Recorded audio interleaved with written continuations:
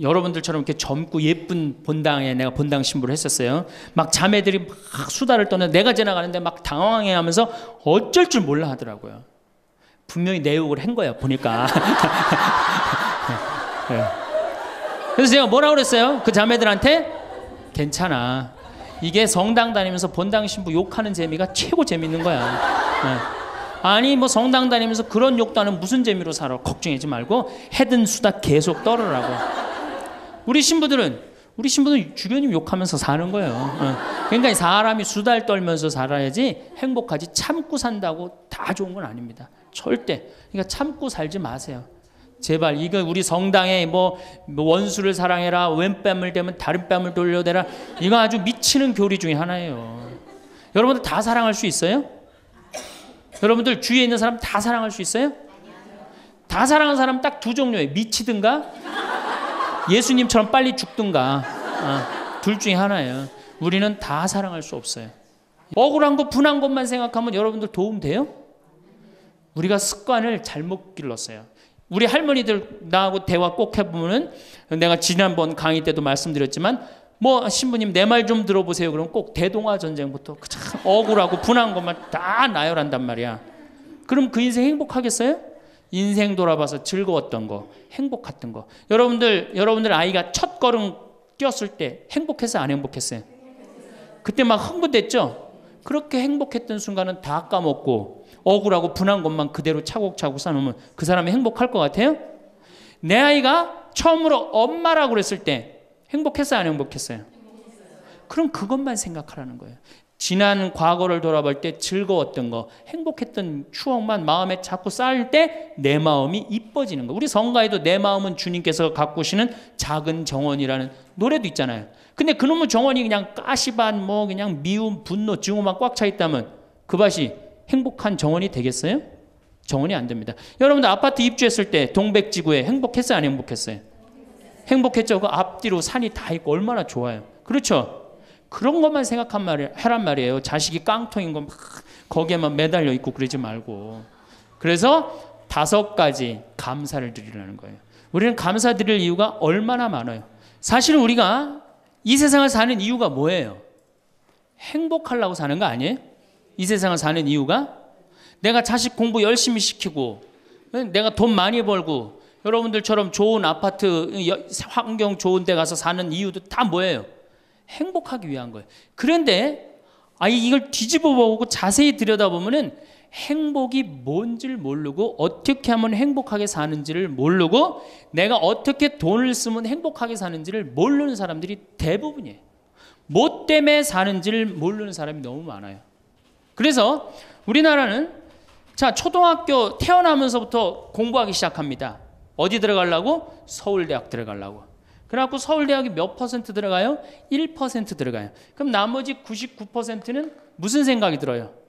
참 난 불행하다. 그런 생각 참 많이 해요. 그리고 그 부모는 내가 서울대학에 들여보내려고 있는 돈 없는 돈 다 쏟아붓는데 내 자식이 서울대학 못 가고 저 지방 무슨 3대학에 들어갔어. 그럼 부모는 어떻게 생각해? 부모도 나도 불행하다고 생각하는 거예요. 애도 불행하고 본인도 불행하고. 그럼 서울대학 들어가는 애는 행복하냐? 밥 먹고 공부만 해갖고 20살 때까지 공부만 해갖고 서울대학에 들어가는 애는 행복하냐? 저는 아니라고 생각해요. 그래갖고 직장에 겨우 들어간 이제는 20대 백수 천지입니다. 아예 직장 들어가는 걸 포기해요. 길이 없으니까. 그럼 죽어라고 에너지는 젊은 청춘은 청춘대로 날리고 20대는 공부해갖고 취직도 못하고 그래갖고 결혼해갖고 55세까지 어떻게 합니까? 또 애 교육시켜야지. 또 내가 얼마 전에 그 어느 용인에 있는 유치원에 엄마들한테 이렇게 강의를 이렇게 갔는데 너무너무 그 원장 선생님한테 슬픈 얘기를 들었어요. 그 유치원 애들한테 그 유치원이 제가 보기엔 전국에서 제일 좋은 것 같아요. 마당도 넓고 시설이 너무너무 좋아. 그런데 그 유치원에서 다른 유치원으로 간대요. 영어 때문에. 그 유치원은 영어를 안 가르치니까. 그러니까 그때부터 애들을 괴롭히기 시작하고 본인도 괴로운 거예요. 여기를 보내야 되냐, 저걸 보내야 되느냐. 얼마 전에 반포 본당에서 여기 와서 피정을 했는데 아주 중국집, 유명한 중국집 하는 사장님이 여기 왔어요. 신부님, 정말로 그 부모들이 와갖고 애들 스케줄 관리를 해준다는 거예요. 탕수육 하나 시켜놓고. 그러니까 자기가 없는 거야. 오로지 누구한테만 매달려 있는 거야? 자식한테만 매달려 있는 거야. 그러니까 55세까지 했는데 서울대학은커녕 무슨 제3대학에 들었어. 본인도 불행해. 그리고 이제 이러고 딱 죽으면 좋은데 이게 죽지도 않네. 100살이 될 때까지. 그러니까 우린 다 불행한 거예요. 그래서 우리나라가 178개 국가 중에 행복 지수가 102등이야. 거의 꼴등이에요, 꼴등. 이렇게 잘 먹고 잘 살면서도 안 행복하다고 그러는 게 슬프지 않아요? 그래서 지금부터 제가 영국 BBC에서 진짜 행복하지 않다는 사람들을 모아갖고 이 10가지, 물론 제가 한 3, 4가지는 바꿨지만은 10가지를 실시를 하고 나니까 딱 3개월 지나고 난 다음에 다 행복하다고. 이렇게 세상이 행복한지 난 모르겠다고 그랬대요. 그래서 내가 지금부터 오늘 이 시간에는 10가지를 얘기를 할 테니까 여러분들 제가 하는 얘기를 잘 듣고 그대로 하면은 분명히 행복합니다. 왜냐하면 내가 행복하니까. 첫 번째, 운동해라. 행복의 첫 번째 조건은 건강입니다. 몸이 아프면요, 아무것도 할 수 없어요. 몸이 아픈 건 뭐든지 귀찮습니다. 몸이 아프면 자신감도 없습니다. 몸이 아프면은 돈도 빠져나갑니다. 그러니까 내가 행복하려고 그러면 제일 먼저 뭐 하면 돼요? 운동하면 돼요. 그래서 30분 정도, 일주일에 3번 정도 몸 안에 산소를 충분히 공급해 줘야 돼. 몸 안에 산소를.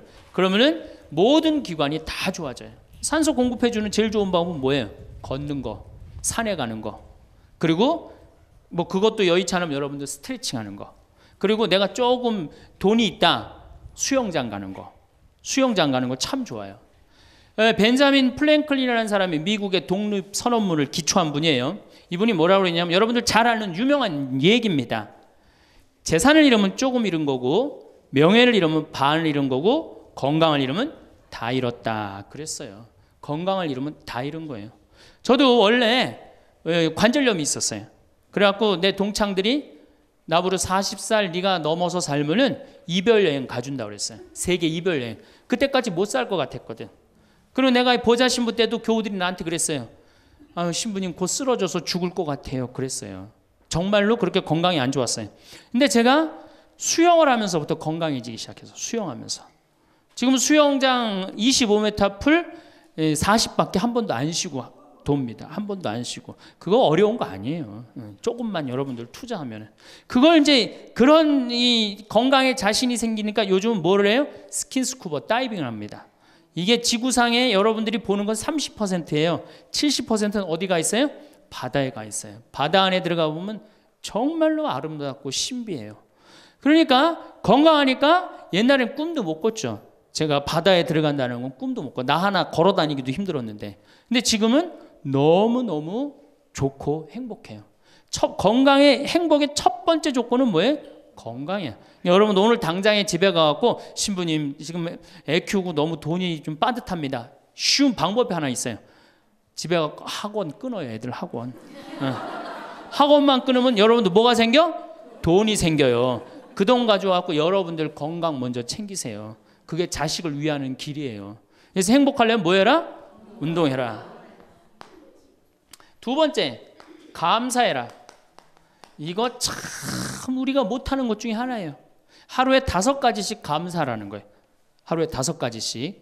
저는요, 이 얼굴은 제가 씹다 뱉은 수제비 같이 생겼어도 이 목소리 하나는 정말로 100만 불짜리라고 그래요. 목소리 좋죠? 제가 이렇게 강론을 잘 못해도 할머니들이 제 손을 꼭 잡고 항상 뭐라 그러냐면 신부님 너무 강론이 귀에 쏙쏙 들어온다고. 그게 강론을 잘하는 게 아니에요. 제 목소리 톤이 이렇게 대중한테 귀에 쏙쏙 들어가는 톤이에요.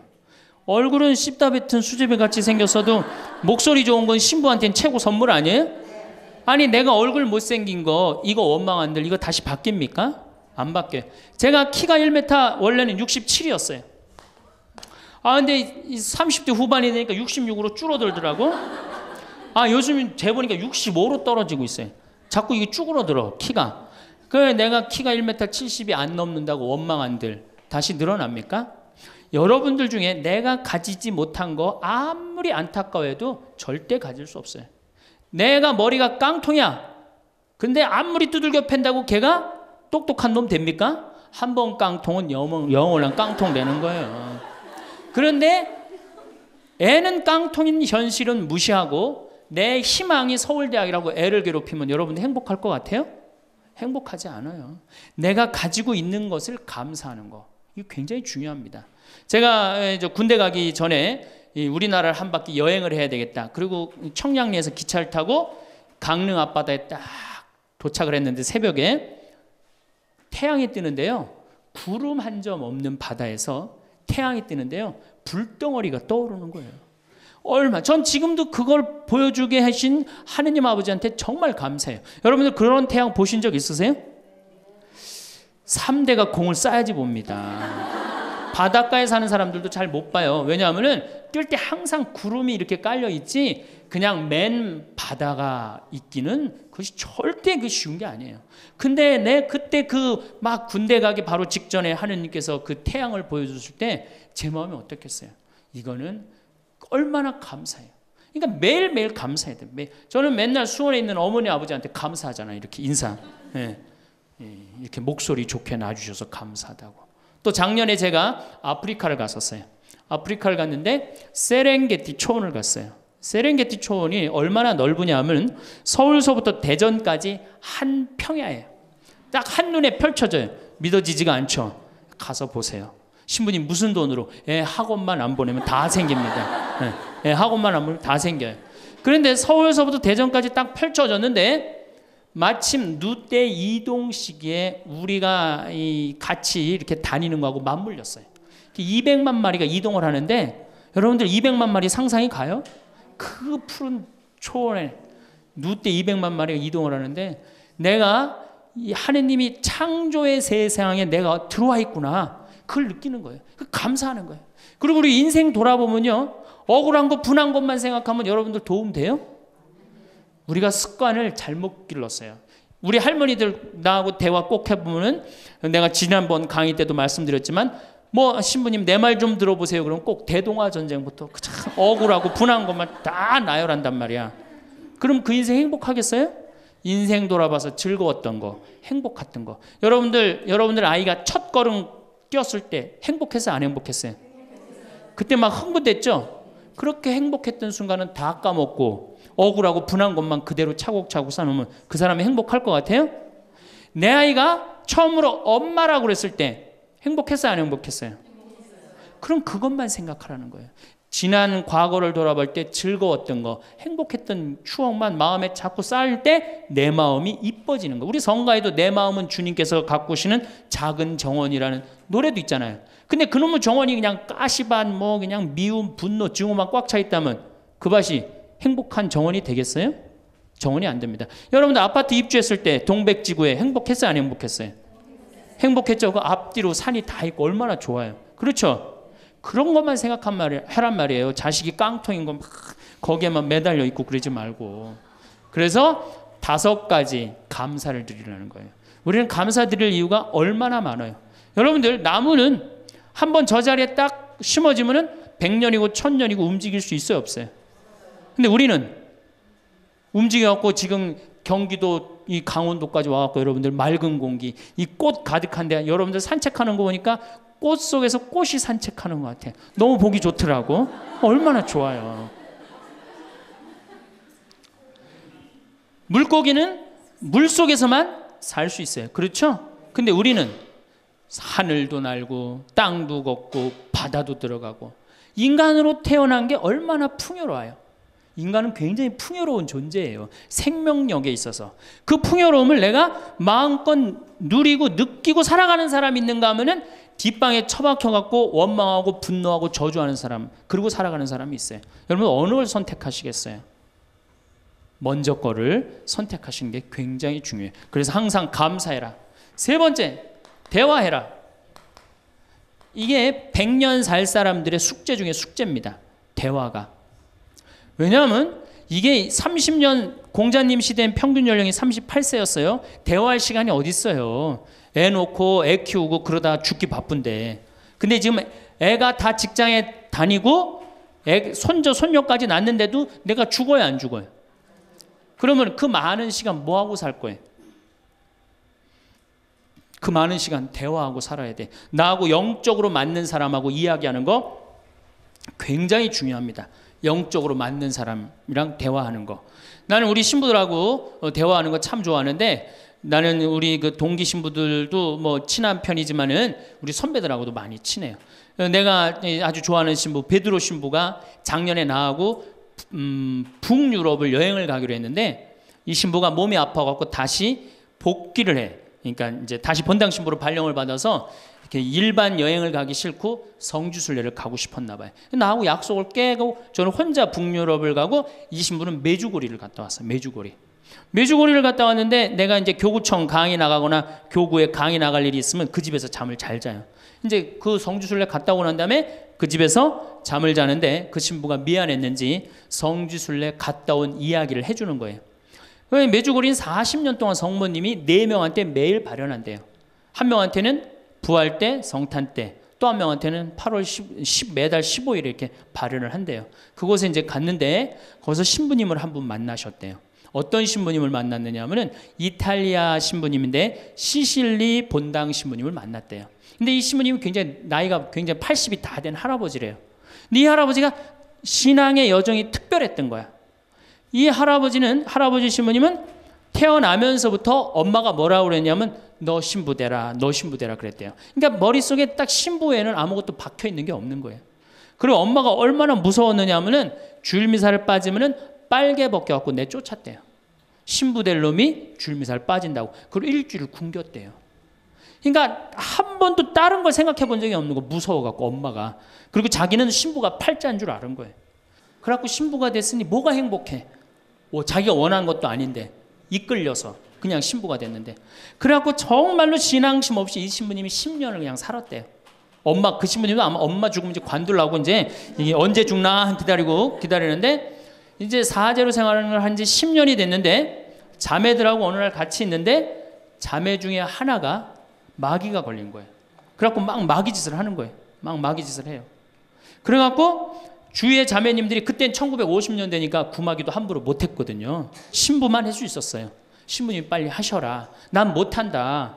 왜 못하시냐? 사실은 내가 신앙심이 없어갖고 이렇게 안수기도를, 마귀를 쫓는다고 안수기도를 하면은 그 마귀가 금방 내가 신앙이 없는지 알아볼 거다. 그래서 나한테 들어올까봐 나 무서워서 난 못한다. 그래도 신부님밖에 없는데 어떻게 하시냐? 신부님이 하셔라. 그래서 어쩔 수 없이 구마기도를 했대요. 머리에 손을 얹고 뭐라고 이 신부님이 기도했느냐면, 마귀야 부탁이니 제발 나한테만 들어오지 말아다오, 이렇게 기도를 했대요. 그런데 마귀가 나간 거예요. 그래갖고 자매가 깨어나고 신부님 너무 감사하다고, 나 마귀 쫓아내줘서. 그런 소리 하지 마라. 난 마귀 쫓아낸 적 없다. 그저 나한테만 들어오지 말라고 그랬다. 아니라고. 신부님이 머리에 손을 얹었을 때 성령의 힘이 얼마나 셌는지 마귀가 자기를 끌고 나가려고 그랬는데 못 끌고 나갔다는 거예요. 그때 신부님 마음이 조금 뜨거워진 거예요. 나같이 신앙심 없고 나같이 이게 수동적인 인간도 주님께서 도구로 쓰시는구나. 그래서 조금 마음이 열렸어요. 마음이 열려도 이 신부님은 너희는 모두 이것을 받아 먹어라. 이는 너희를 위하여 내어줄 내 몸이다. 이렇게 하면서도 20년 동안 미사를 하면서도 정말 거룩한 변화가 일어날까 의심을 했었대요.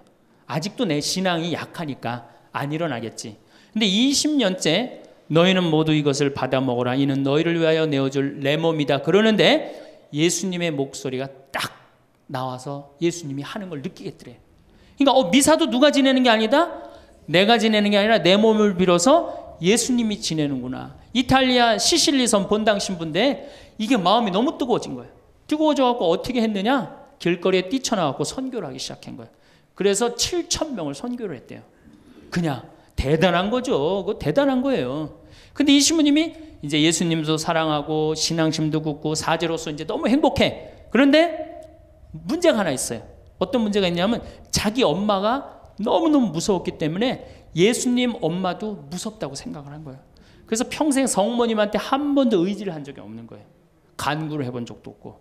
내가 이렇게 사제로서 이제 모든 게 다 됐는데 우리 성모님한테 우리 예수님이 이 좋은 예수님 낳아주신 성모님을 사랑해야 되지 않겠느냐. 그래서 보스니아 크로아티아에 있는 메주고리에 이제 운전을 하고 갔대요.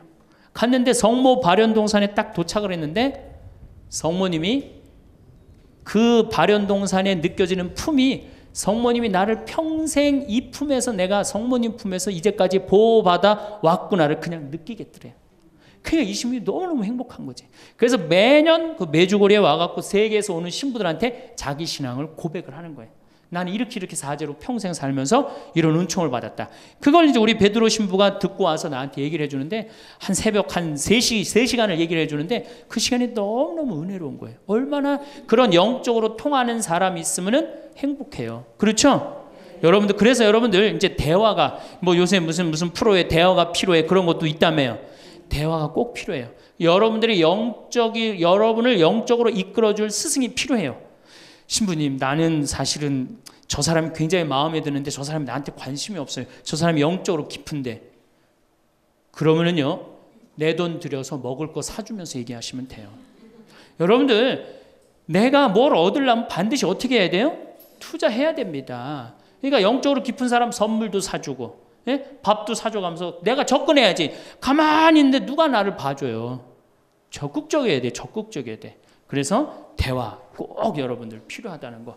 제일 좋은 건 남편이죠. 근데 남편이 안 되면은 주위에 다른 사람들, 주위에 영적으로 깊은 사람들 많아요. 또 뭐 판교가 뭐 땅값이 좋대더라, 뭐 동탄에 그 아파트 거기 상가가 좋대더라, 이런 사람 말고 정말로 삶의 질이 높은 사람, 영적으로 하느님 나라를 정말 갈구하는 사람, 이런 사람하고 가까이 지내고, 그런 사람한테 가까이 지내려면 어떻게 해야 돼? 내가 먼저 다가서야 돼요. 그래서 대화가 꼭 필요하다. 네 번째, 공부해라.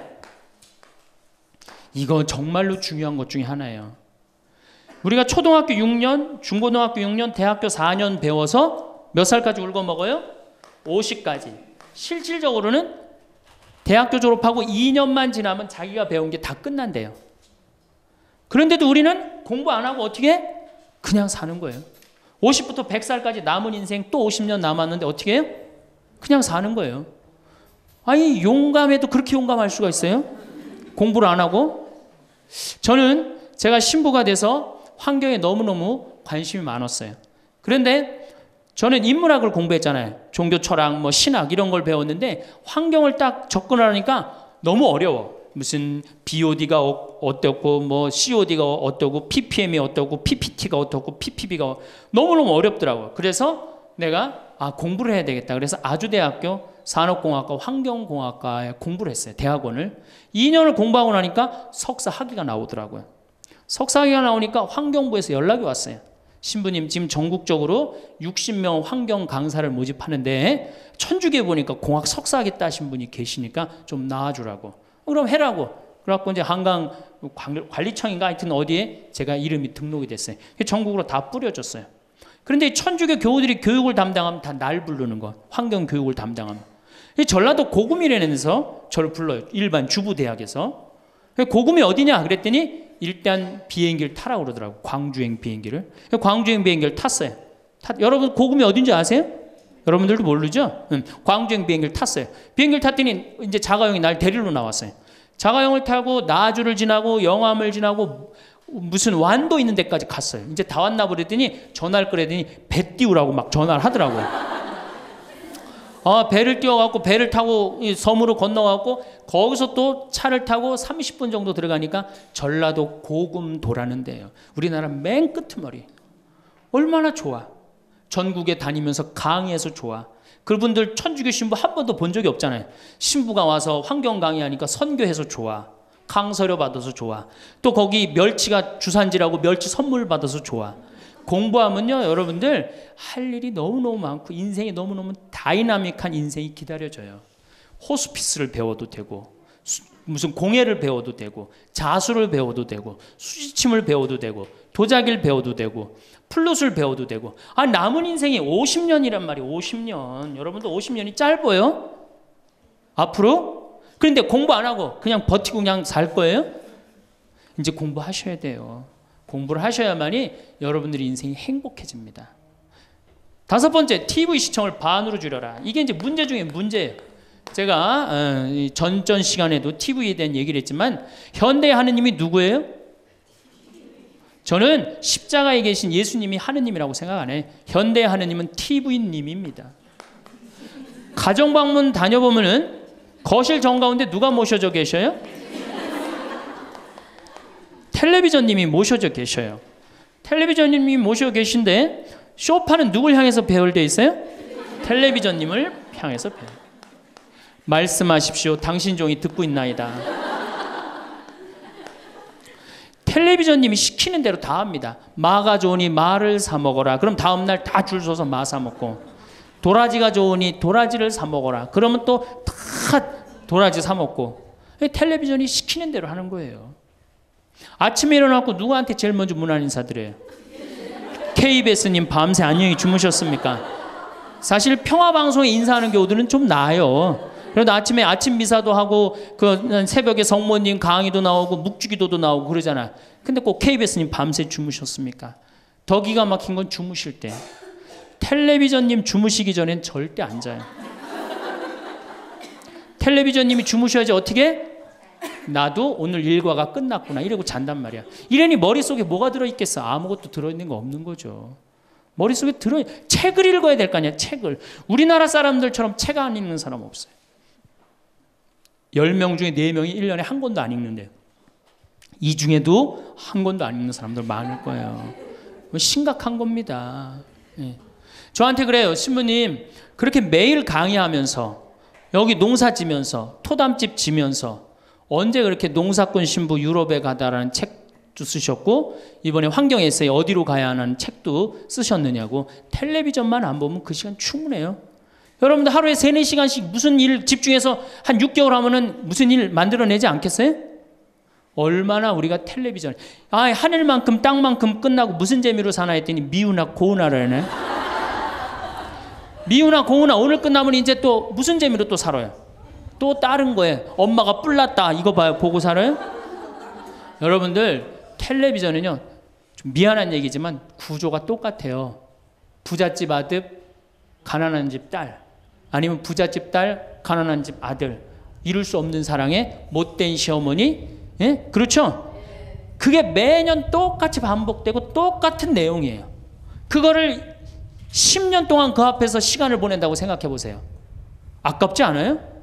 그 시간에 해야 될 일이 얼마나 많은데, 대화도 해야 되고 운동도 해야 되고 감사도 해야 되고 공부도 해야 되는데 이걸 전부 다 어디다 갖다 쏟아부어?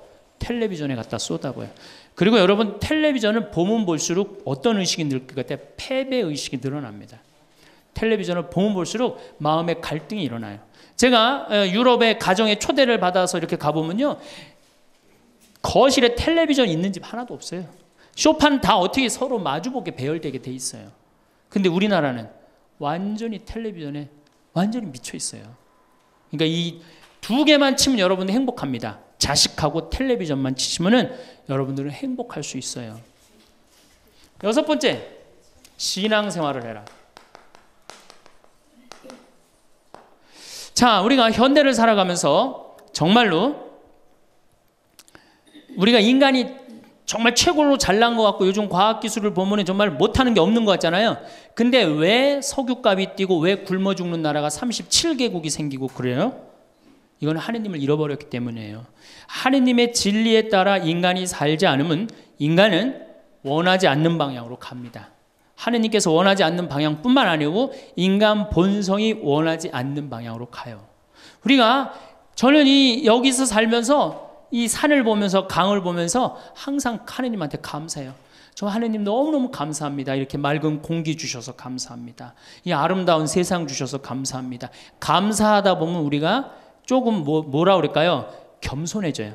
근데 이게 다 자기 것인 줄 알고 막 파괴하기 시작하면요. 자연이 파괴되면 결국은 누가 파괴돼요? 인간이 파괴되는 거예요. 그러니까 우리가 하느님께 가까이 가면은 자연도 일치가 되는데 하느님으로부터 멀어지면 멀어질수록 자연도 파괴되는 거예요. 그래서 여러분들 신앙생활 하십시오. 아까 제가 천주교 조금 욕을 했는데 그래도 천주교 괜찮아요. 아주 제가 보기에는 무슨 우리 교우들 어두운 데로 안 끌고 가요. 더욱이 내 동창 중에 또 옛날에 죽산성당 아시죠? 죽산 성지 있는 데 있죠? 거기 내 동창 신부가 그 본당 신부로 있었는데 그 신부 너무 재미난 얘기를 해줬어요. 아니 옆에 30년 동안 개신교 다니던 할머니가 어느 날 개종을 했대요. 성당으로. 똑같이 열심히 나오더래요. 교회 나가는 것만큼 훨씬. 근데 이 할머니가 다리가 부러진 거예요. 그래갖고 택시 타고 또 계속 나오는 거예요.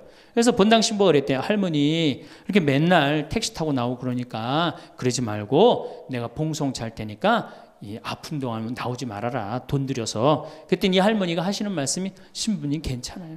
그래도 이 성당 다녀보니까 저 교회 다닐 때보다 여기 성당 다니는 게 훨씬 싸게 먹히니까 걱정하지 말라고. 여러분들 그래도 이 천주교 제일 싸게 먹혀요. 싸게 먹히지, 괴롭히지 않지, 딴 길로 안 끌고 가지. 정말 하느님께 우리가 의지하고 산다는 거, 이건 굉장히 우리 나를 위해서 좋은 거예요. 또 우리가 이 세상 사는 목적이 뭐냐면 내 영혼 구원이에요. 나중에 이제 기회 있으면 제가 한 번 더 말씀을 드릴 텐데, 죽어서 영혼의 세계는 반드시 있습니다. 그 영혼의 구원을 위해서 우리가 간구해야 돼요. 그래서 신앙생활은 행복을 위해서 가장 기초 중에 기초라는 거. 7번째, 웃어라.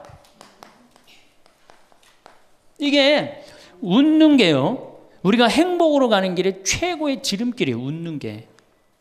그런데 우리나라 사람들이 잘 안 웃어요. 얼마나 안 웃느냐면, 내가 이제 이렇게 도시에 나가고 엘리베이터를 타요. 엘리베이터를 타면은 얼굴 모르는 형제가 이렇게 눈이 마주쳐도 제가 웃어줘요. 빵긋 웃어주면은 저쪽에서 같이 싹 미소를 줘주면 참 좋을 텐데, 저쪽에 있는 남자가 딱 내가 빵긋 웃어주면 어떻게 하냐면은 내가 저놈을 어디서 봤더라 이러는 표정으로 날 쳐다보는 거예요.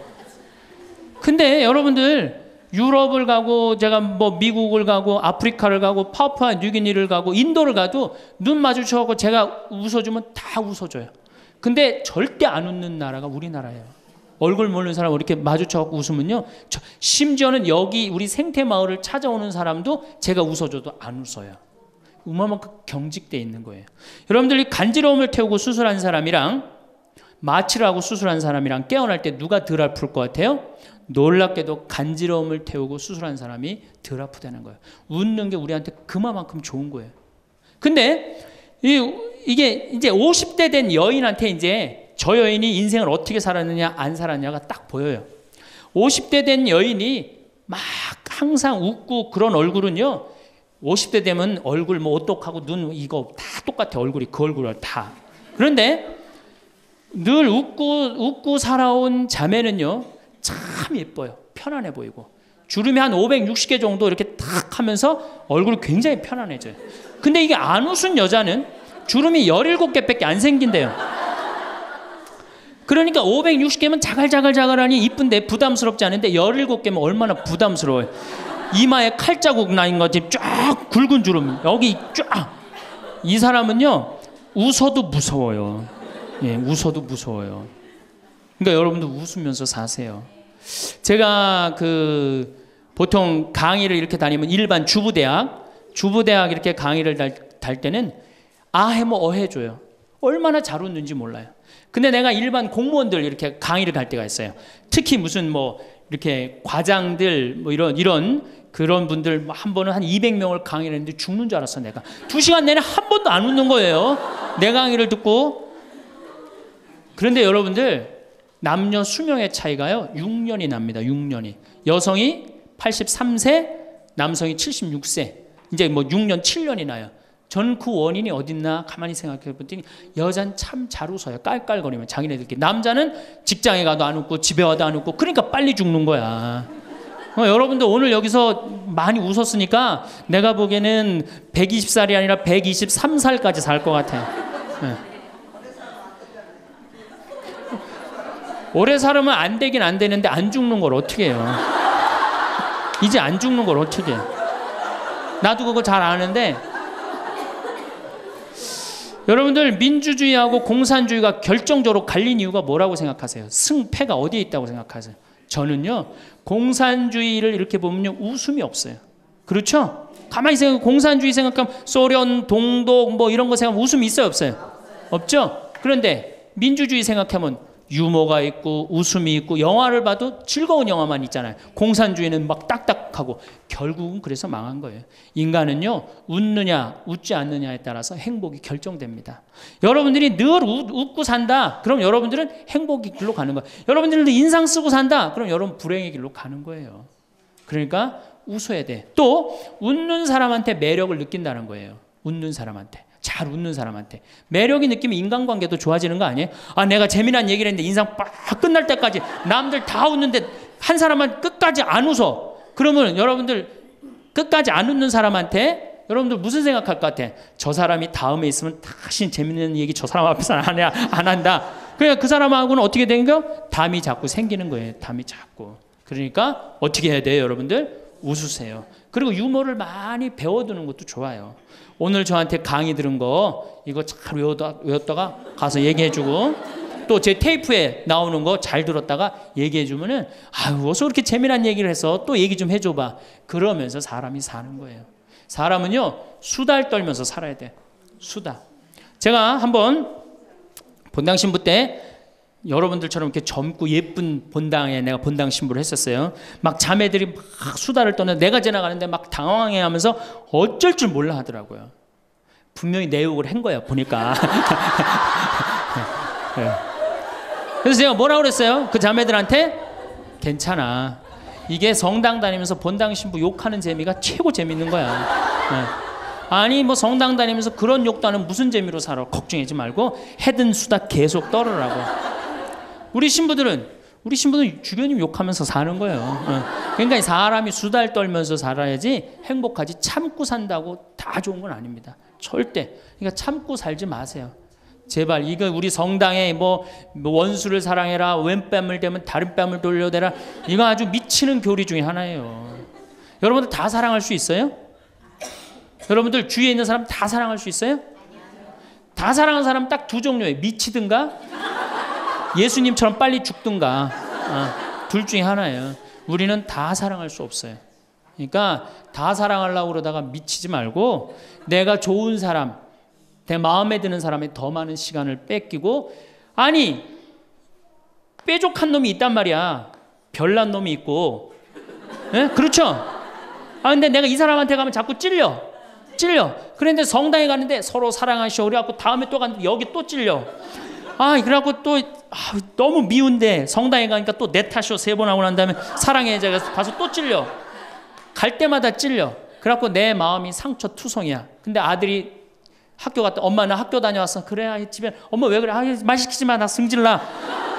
여러분들 차라리 그렇게 찔리는 게 나아요. 그 사람을 안 보고 기쁜 마음으로 있다가 아들을 기쁘게 맞이하는 게 나아요. 이 사람 안 만나도 여러분들 인생 안 망가져요. 이 사람 안 만나도 억지로 가서 그 찔리지 마시고 안 만나면 시간이 지나면 이 사람 이뻐져요. 근데 막 가서 막 들이대고 막 이게 삐죽한 놈한테 가갖고 계속 나는 구역장이니까 끝까지 사랑해야지 그러고 가다가 미치든지 죽든지 둘 중에 하나를 합니다.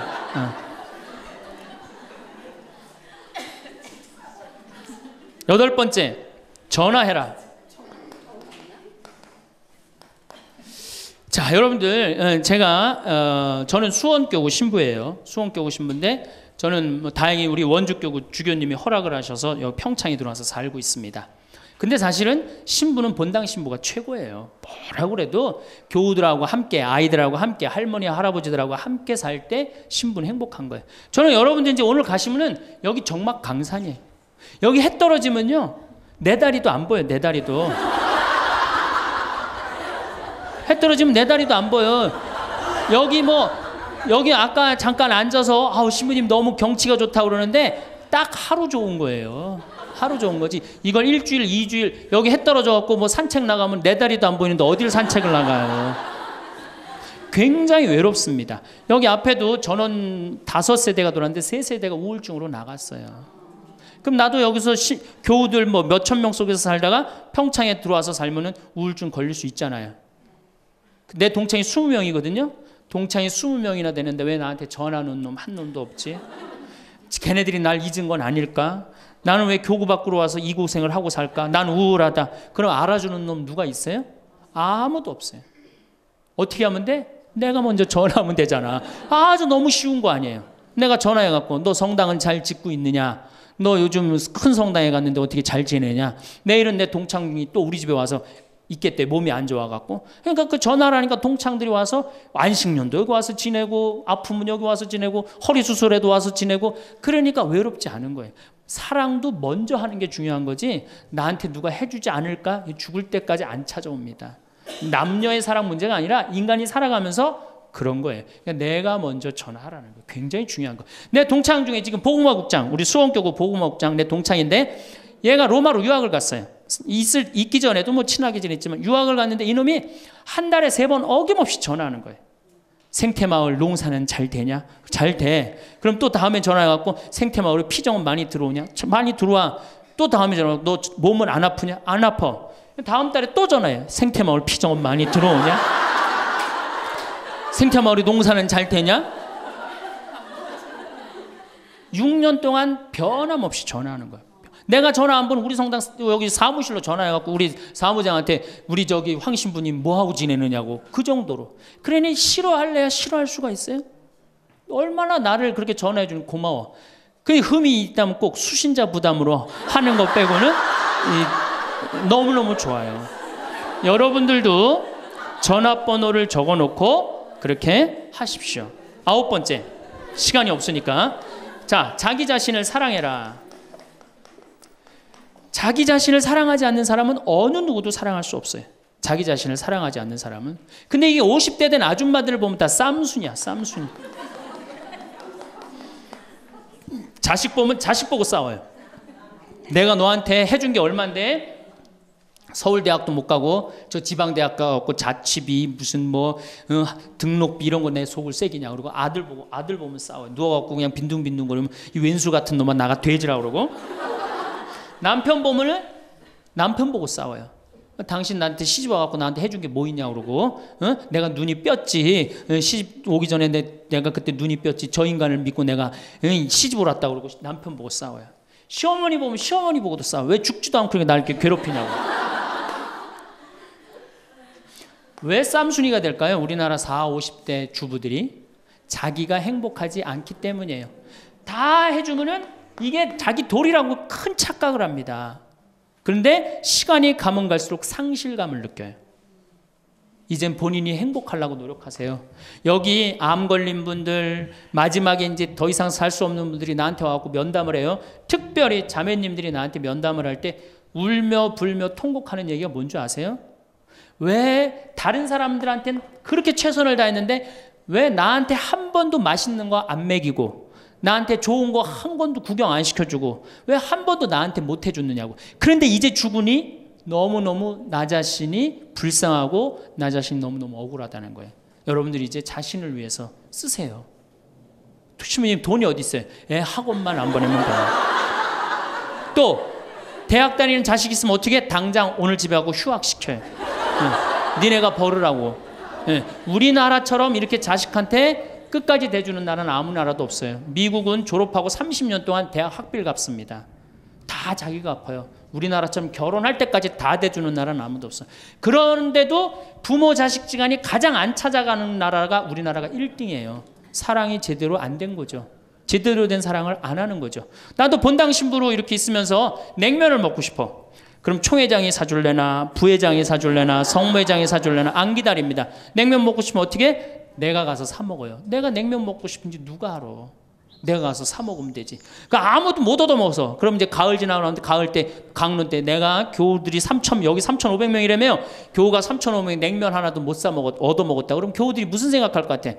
우리 신부님 챙겨주는 사람 하나도 없고 빨리 장가 보내드려야 되겠다. 이런 생각한단 말이에요. 그래서 나는 내가 사 먹어요. 내가 사 먹는 동시에 혼자 사 먹으면 청승 맞잖아요. 회장님들 데려가서 내가 사줘요. 내 돈으로. 신부님 무슨 돈이 있어서? 나 강사료 많으니까 다 사줘요. 근데 우리 천주교 교우들은요 먹고 떨어지는 법이 없어요. 언제 효과가 나타나? 내 영명 죽일 때 다 돌아와요. 그러니까 어떻게? 나도 행복하고 교우들도 행복하고 얼마나 좋아. 자기 자신을 사랑하십시오. 자기 자신을 귀하게 여겨야만이 그런 나를 보고 다른 사람이 행복한 거예요. 엄마가 맨날 인상 쓰고 있으면 자식이 행복하겠어요? 남편이 행복하겠어요? 시어머니가 행복하겠어요? 늘 밝은 모습으로 이렇게 행복하게. 그러니까 여러분들 자신을 사랑하세요. 10번째, 시간이 없으니까 맨 마지막으로는 이웃에게 친절해라. 이게 이제 문제 중에 문제예요. 우리 천주교 교우들이 무겁게 신앙생활합니다. 십자가의 길도 하고 양심 성찰도 하고 때로는 묵상도 하고 심하게는 관상기도까지 막 어디 다니면서 해요.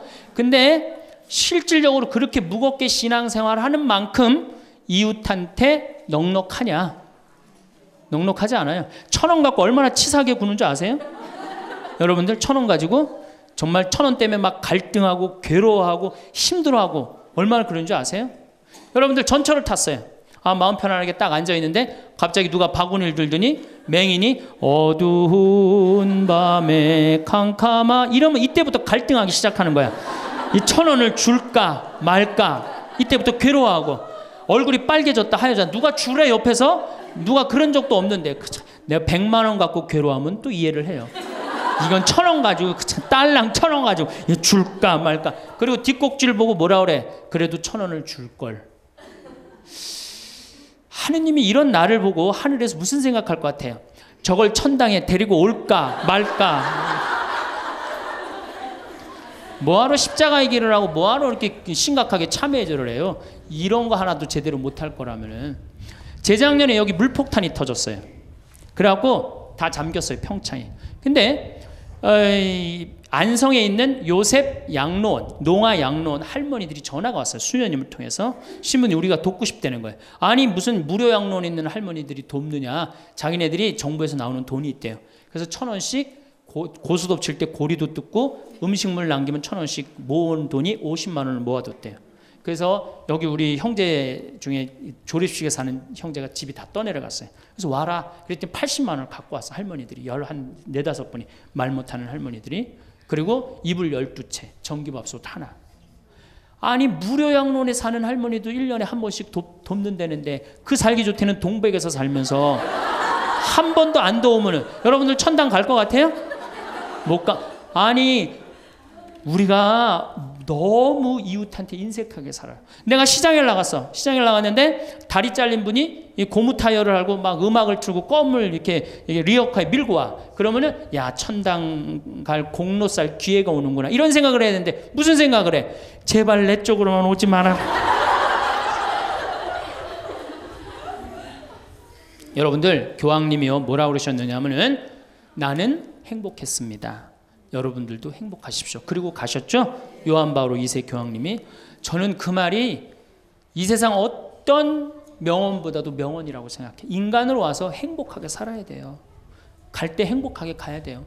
여러분들 신앙생활하는데 우울하게 하면 안 됩니다. 정말 내가 하느님 믿는 거 아니야. 온 우주의 아버지가 내 아버지 아니에요. 주인이 얼마나 행복해. 뭐 때문에 여러분 고통스러운지 아세요? 욕심 때문에 고통스러운 거예요. 그 욕심만 조금만 내다버리면 마음이 얼마나 자유로워요. 다닐 때도 얼마나 많고 구경할 때도 많고 얼마나 아름다워요. 우리 그냥 대한민국처럼 아름다운 나라가 어디 있어요. 세계에서 제일 아름다운 나라가 대한민국이에요. 다녀볼 때 너무 많아. 결론으로 자 여러분들 지금 오늘 이제 집에 가면은 당장에 경복궁 먼저 가세요. 경복궁의 비원을 한번 가보세요. 그 조경이 얼마나 멋있어. 뭐 남편 손을 잡든 자식 손을 잡든 친구 손을 잡든 가갖고 도시락 해갖고 거기서 딱 까먹으면 바로 왕비만 바로 되는 거 아니에요? 옛날엔 거기 누가 들어갔어요? 지금은 들어갈 수 있어요 없어요? 있잖아요. 5,000원 10,000원만 내면 5,000원만 되면 왕비가 될 수 있는데 그 행복한 길을 우리가 땅바닥 우울하게 쳐다보느냐고 못 찾아가고 있는 거예요. 그래서 전 여러분들이 행복했으면 좋겠어요. 여러분들이 행복해야지 대한민국이 행복합니다. 예, 감사합니다. 오늘도 황창현 신부님의 행복 특강 잘 들으셨나요? 이어서 나이 들수록 들으면 도움이 되는 지혜의 말씀을 들려드리겠습니다. 친한 사이일수록 기본적인 예의와 존중만 지켜도 사이가 나빠지지 않는다. 근데 왜 그렇게 못할까? 친하다고 해서 함부로 대하고 함부로 말하기 때문이다.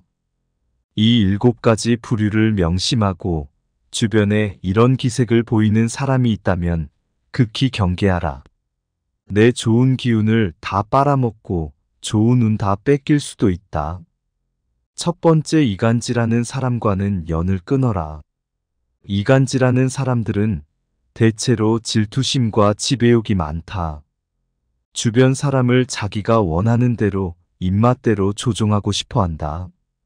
더 심각한 건 이간질하는 사람이야 무시해버리면 된다 쳐도 거기에 동조하는 사람들은 결코 무시할 수가 없다는 사실이다. 이간질하는 사람은 필히 그런 악영향을 퍼뜨린다. 흰 도화지에 검은 물감이 번지듯 이간질이 널리 퍼져나가는 것이다. 이간질하는 사람의 가장 큰 특징은 남 험담과 뒷담화를 손쉽게 잘한다는 것이다. 근데 여기서 제일 큰 문제가 뭔지 아는가? 나에게 뒷담화를 많이 하는 사람은 이미 다른 사람에게 내 흉도 보고 있을 가능성이 매우 높다는 것이다.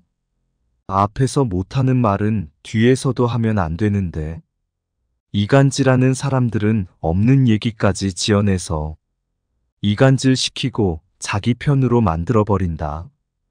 반드시 조심하고 또 조심하여라. 두 번째, 음흉한 사람을 조심해라. 세상엔 공짜가 없다. 과한 친절이나 대가 없는 호의도 사실은 공짜가 아니다. 대가가 없는 것처럼 보이지만 다 대가가 있는 것이다. 음흉한 사람들은 대가 없이 도움을 주고 나중에 무리한 부탁을 한다. 사람에게는 기본적으로 남을 도우려는 마음이 있다. 도움을 받으면 보통의 사람이라면 마음의 빚을 지기 마련이다. 음흉한 사람들은 이 점을 이용한다. 마치 선의인 척 선뜻 도움을 주고 나중에는 크고 작은 부탁을 아무렇지 않게 하면서 사람들을 이용하는 게 바로 음흉한 자이다. 음흉한 사람들의 특징은 겉보기에는 착해 보이지만 실은 다른 사람들을 이용하고 있다는 사실이다. 교활하고 음흉한 사람들은 자기 이익만을 계산하고 이득이 되는지 해가 되는지만 계산하는 부류다. 음흉한 사람에게 잘못 걸려들면 된통당할 수 있으니 가까이 하지 말고 반드시 빨리 인연을 끊는 것이 좋다. 세 번째, 남의 단점을 말하기 좋아하는 사람과는 당장 연을 끊어내라. 사람에게는 누구나 단점이 있다. 허나 이러한 단점만 굳이 크게 부각해서 말하기를 일삼는 자들이 있다. 상대의 단점을 함부로 말하는 사람과는 인연을 끊어라.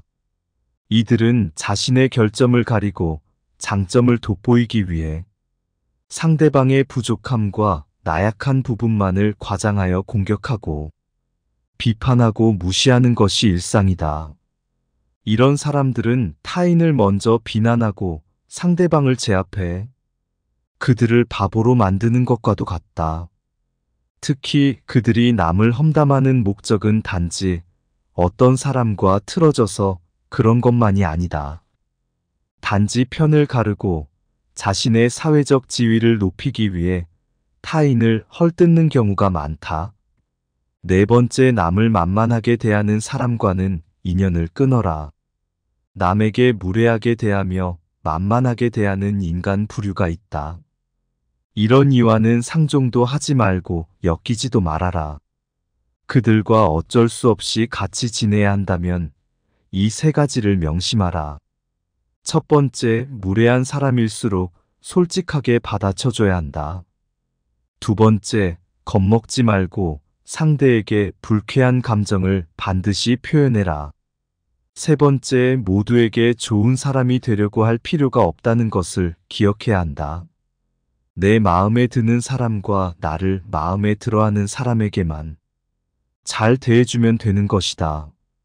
그 밖에 다른 사람에게는 모두 기계적으로 대하는 것도 인간관계를 잘하기 위한 하나의 방법이다. 다섯 번째, 남의 말은 안 듣고 자기 말만 떠들어대는 사람을 조심해라. 틀린 것도 맞다고 박박 우겨대고 자기 말만 하는 사람들이 많다. 이런 사람과는 대화가 통하기 어렵다. 논리로 이기거나 설득할 수 있다고 생각하지도 마라. 자기 얘기만 하는 사람들이 말을 걸어와도 그 사람 말에 끌려 들어가지 마라. 이런 부류와 대화를 하게 되면 빨리 다른 얘기로 바꾸거나 바쁜 일이 있다고 피하는 것이 상책이다. 관계에 있어서 가장 중요한 건 적당한 거리두기다. 인간관계는 혼자서는 해결할 수 없는 만큼 상대방에게 관심을 끄고 내 할 일을 하는 것이 행복의 지름길이다. 나의 관계, 나의 행복, 나의 능력에 몰입해야 한다. 타인과 대화할 때는 상대방의 의견을 먼저 듣고 경청한 뒤 그 말의 흐름에 어긋나지 않게 대답하며 상대방에게 공감해 주어야 한다. 근데 몇몇 사람들은 타인과 대화하면서 타인의 생각이나 의견을 듣는 와중에도 자신의 주장이 옳다고 하고 자신을 먼저 내세우려 한다. 남의 말을 들을 줄 모르는 사람과는 관계를 이어나갈 필요가 없다. 오랜 친구 중에는 작은 일이든 큰 일이든 사사건건 자기 말이 항상 맞다는 식으로 말하는 사람도 있다. 사소한 것에 대해 이야기를 해도 모든 것은 자기 말이 맞다고 우기는 부류다. 이런 이들은 상대방과 대화를 할 때 가르치려 들고 연설하듯 하며 자기 말만 하려고 한다. 이런 식의 대화로 늘 상처 주는 친구가 있다면 반드시 인연을 끊고 멀리해라. 6번째, 잘해줘도 고마워하지 않는 사람과는 연을 끊어라. 잘해줘도 전혀 고마워하지 않는 사람들이 많다. 이런 이는 은혜를 모르는 자이며 내가 잘해준다 한들 그의 눈곱만큼도 보답할 줄 모르는 자이다. 자기밖에 모르는 자에게 호의를 베풀지 마라. 너만 상처받고 힘들어지기 마련이다. 또 잘못을 저질러 놓고서는 절대로 미안하다고 말하지 않는 사람도 있다. 전부 배려라곤 찾아볼 수도 없는 사람들이다. 타인의 입장도 전혀 고려하지 못한다. 특히 잘못했는데도 사과 한마디 할 줄 모르는 사람들은 스스로를 이미 속이고 있는 것이다. 자기 스스로마저 속여버려 양심이란 것이 없는 족속들이다. 대다수는 마음 깊은 곳에 열등감을 느끼는 경우가 많다. 다른 사람들에게 시기심을 품는 경향도 있다. 이런 부류와 함께 하는 것은 매우 큰 감정 소모와 에너지 낭비가 될 수 있으므로 관계를 끊어내는 것이 좋다. 또 나의 힘든 일들을 귀신같이 알고 파고들어서 은근히 들춰내거나 비난하는 부류들이 많다. 아무리 오래된 친구라 하더라도 어차피 이런 사람과 친구를 하게 되면 속마음을 이야기하는 것이 손해가 된다. 내 마음만 다치기 때문이다. 에너지를 깎는 사람과는 가까이 하지 말고 안정적으로 만들어주는 좋은 친구를 사귀어야 한다. 7번째, 아첨하는 사람은 반드시 피하라. 어딜 가나 아첨을 일삼는 자들이 있다. 왜 아첨하는 사람은 피해야 할까?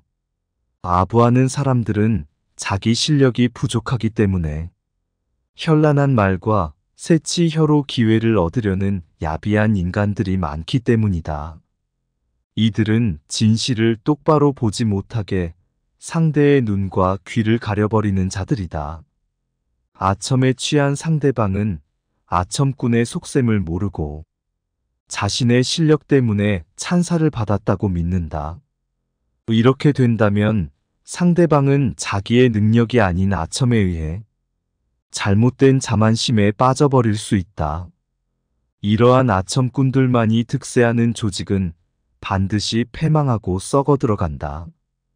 이런 조직에 몸담고 있다면 하루빨리 벗어나와야 한다. 인간관계에서 지나친 칭찬과 비판은 삼가해야 하는 법이다. 사람의 마음은 누르면 비굴해지고 세우면 우쭐해지기 마련이다. 상대의 비위를 맞추려고 마음에도 없는 아부를 하는 자들은 반드시 기억해두고 경계해야 한다. 아부하는 사람이라 해서 모두가 나쁜 것은 아니다. 개 중에는 진심 어린 칭찬의 말을 해주는 사람도 있기 때문이다. 허나 아부하는 자들 가운데는 상대한테 이빠른 말을 해주고 그 대가로 뭔가를 얻어내고자 하는 사람들이 더 많다. 아부하는 사람들은 듣기 좋은 말만 골라 하면서 내 인생을 꼬이게 만들어 버릴 수 있다. 그러므로 우리는 진실을 바탕으로 객관적으로 판단해야 한다. 또한 우리는 상대방의 아첨에 속아 넘어가지 않기 위해 상대방의 능력과 진심 어린 칭찬의 말을 구분할 수 있도록 노력해야 한다. 주위의 소중한 분들에게도 공유해 주시면 좋을 것 같습니다.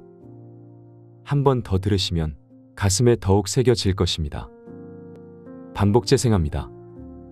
사실 우리가 이 세상을 사는 이유가 뭐예요? 행복하려고 사는 거 아니에요? 이 세상을 사는 이유가 내가 자식 공부 열심히 시키고 내가 돈 많이 벌고 여러분들처럼 좋은 아파트 환경 좋은 데 가서 사는 이유도 다 뭐예요? 행복하기 위한 거예요. 그런데 이걸 뒤집어 보고 자세히 들여다보면은 행복이 뭔지를 모르고 어떻게 하면 행복하게 사는지를 모르고 내가 어떻게 돈을 쓰면 행복하게 사는지를 모르는 사람들이 대부분이에요. 뭐 때문에 사는지를 모르는 사람이 너무 많아요. 그래서 우리나라는 자 초등학교 태어나면서부터 공부하기 시작합니다. 어디 들어가려고? 서울대학 들어가려고. 그래갖고 서울대학이 몇 퍼센트 들어가요? 1% 들어가요. 그럼 나머지 99%는 무슨 생각이 들어요? 참 난 불행하다. 그런 생각 참 많이 해요. 그리고 그 부모는 내가 서울대학에 들여보내려고 있는 돈 없는 돈 다 쏟아붓는데 내 자식이 서울대학 못 가고 저 지방 무슨 3대학에 들어갔어. 그럼 부모는 어떻게 생각해? 부모도 나도 불행하다고 생각하는 거예요. 애도 불행하고 본인도 불행하고. 그럼 서울대학 들어가는 애는 행복하냐? 밥 먹고 공부만 해갖고 20살 때까지 공부만 해갖고 서울대학에 들어가는 애는 행복하냐? 저는 아니라고 생각해요. 그래갖고 직장에 겨우 들어가 이제는 20대 백수 천지입니다. 아예 직장 들어가는 걸 포기해요. 길이 없으니까. 그럼 죽어라고 에너지는 젊은 청춘은 청춘대로 날리고 20대는 공부해갖고 취직도 못하고 그래갖고 결혼해갖고 55세까지 어떻게 합니까? 또 애 교육시켜야지. 또 내가 얼마 전에 그 어느 용인에 있는 유치원에 엄마들한테 이렇게 강의를 이렇게 갔는데 너무너무 그 원장 수님한테 슬픈 얘기를 들었어요. 그 유치원 애들한테 그 유치원이 제가 보기엔 전국에서 제일 좋은 것 같아요. 마당도 넓고 시설이 너무너무 좋아. 그런데 그 유치원에서 다른 유치원으로 간대요. 영어 때문에. 그 유치원은 영어를 안 가르치니까. 그러니까 그때부터 애들을 괴롭히기 시작하고 본인도 괴로운 거예요. 여기를 보내야 되냐 저걸 보내야 되느냐. 얼마 전에 여기 반포 본당에서 여기 와서 피정을 했는데 아주 중국집 유명한 중국집 하는 사장님이 여기 왔어요. 신부님 정말로 그 부모들이 와갖고 애들 스케줄 관리를 해준다는 거예요. 탕수육 하나 시켜놓고. 그러니까 자기가 없는 거야. 오로지 누구한테만 매달려 있는 거야? 자식한테만 매달려 있는 거야. 그러니까 55세까지 했는데 서울대학은커녕 무슨 제3대학에 들었어. 본인도 불행해. 그리고 이제 이러고 딱 죽으면 좋은데 이게 죽지도 않네. 100살이 될 때까지. 그러니까 우리는 다 불행한 거예요. 그래서 우리나라가 178개 국가 중에 행복 지수가 102등이야. 거의 꼴등이에요. 꼴등. 이렇게 잘 먹고 잘 살면서도 안 행복하다고 그러는 게 슬프지 않아요? 그래서 지금부터 제가 영국 BBC에서 진짜 행복하지 않다는 사람들을 모아갖고 이 10가지, 물론 제가 한 3, 4가지는 바꿨지만은 10가지를 실시를 하고 나니까 딱 3개월 지나고 난 다음에 다 행복하다고. 이렇게 세상이 행복한지 난 모르겠다고 그랬대요. 그래서 내가 지금부터 오늘 이 시간에는 10가지를 얘기를 할 테니까 여러분들 제가 하는 얘기를 잘 듣고 그대로 하면은 분명히 행복합니다. 왜냐하면 내가 행복하니까. 첫 번째, 운동해라. 행복의 첫 번째 조건은 건강입니다. 몸이 아프면요 아무것도 할 수 없어요. 몸이 아픈 건 뭐든지 귀찮습니다. 몸이 아프면 자신감도 없습니다. 몸이 아프면은 돈도 빠져나갑니다. 그러니까 내가 행복하려고 그러면 제일 먼저 뭐 하면 돼요? 운동하면 돼요. 그래서 30분 정도 일주일에 3번 정도 몸 안에 산소를 충분히 공급해 줘야 돼. 몸 안에 산소를. 그러면은 모든 기관이 다 좋아져요. 산소 공급해 주는 제일 좋은 방법은 뭐예요? 걷는 거, 산에 가는 거. 그리고 뭐 그것도 여의치 않으면 여러분들 스트레칭 하는 거. 그리고 내가 조금 돈이 있다. 수영장 가는 거. 수영장 가는 거 참 좋아요. 벤자민 플랭클린이라는 사람이 미국의 독립 선언문을 기초한 분이에요. 이분이 뭐라고 그랬냐면 여러분들 잘 아는 유명한 얘기입니다. 재산을 잃으면 조금 잃은 거고 명예를 잃으면 반을 잃은 거고 건강을 잃으면 다 잃었다 그랬어요. 건강을 잃으면 다 잃은 거예요. 저도 원래 관절염이 있었어요. 그래갖고 내 동창들이 나보고 40살 네가 넘어서 살면은 이별여행 가준다고 그랬어요. 세계 이별여행. 그때까지 못 살 것 같았거든. 그리고 내가 보좌 신부 때도 교우들이 나한테 그랬어요. 신부님 곧 쓰러져서 죽을 것 같아요. 그랬어요. 정말로 그렇게 건강이 안 좋았어요. 근데 제가 수영을 하면서부터 건강해지기 시작해서 수영하면서 지금 수영장 25m 풀 40밖에 한 번도 안 쉬고 돕니다. 한 번도 안 쉬고. 그거 어려운 거 아니에요. 조금만 여러분들 투자하면. 그걸 이제 그런 이 건강에 자신이 생기니까 요즘은 뭐를 해요? 스킨스쿠버 다이빙을 합니다. 이게 지구상에 여러분들이 보는 건 30%예요. 70%는 어디가 있어요? 바다에 가 있어요. 바다 안에 들어가 보면 정말로 아름답고 신비해요. 그러니까 건강하니까 옛날엔 꿈도 못 꿨죠. 제가 바다에 들어간다는 건 꿈도 못 꿔. 나 하나 걸어 다니기도 힘들었는데. 근데 지금은 너무너무 좋고 행복해요. 건강의 행복의 첫 번째 조건은 뭐예요? 건강이에요. 여러분 오늘 당장에 집에 가갖고 신부님 지금 애 키우고 너무 돈이 좀 빠듯합니다. 쉬운 방법이 하나 있어요. 집에 가서 학원 끊어요. 애들 학원. 학원만 끊으면 여러분들 뭐가 생겨? 돈이 생겨요. 그 돈 가져와서 여러분들 건강 먼저 챙기세요. 그게 자식을 위하는 길이에요. 그래서 행복하려면 뭐 해라? 운동해라. 두 번째, 감사해라. 이거 참 우리가 못하는 것 중에 하나예요. 하루에 5가지씩 감사라는 거예요.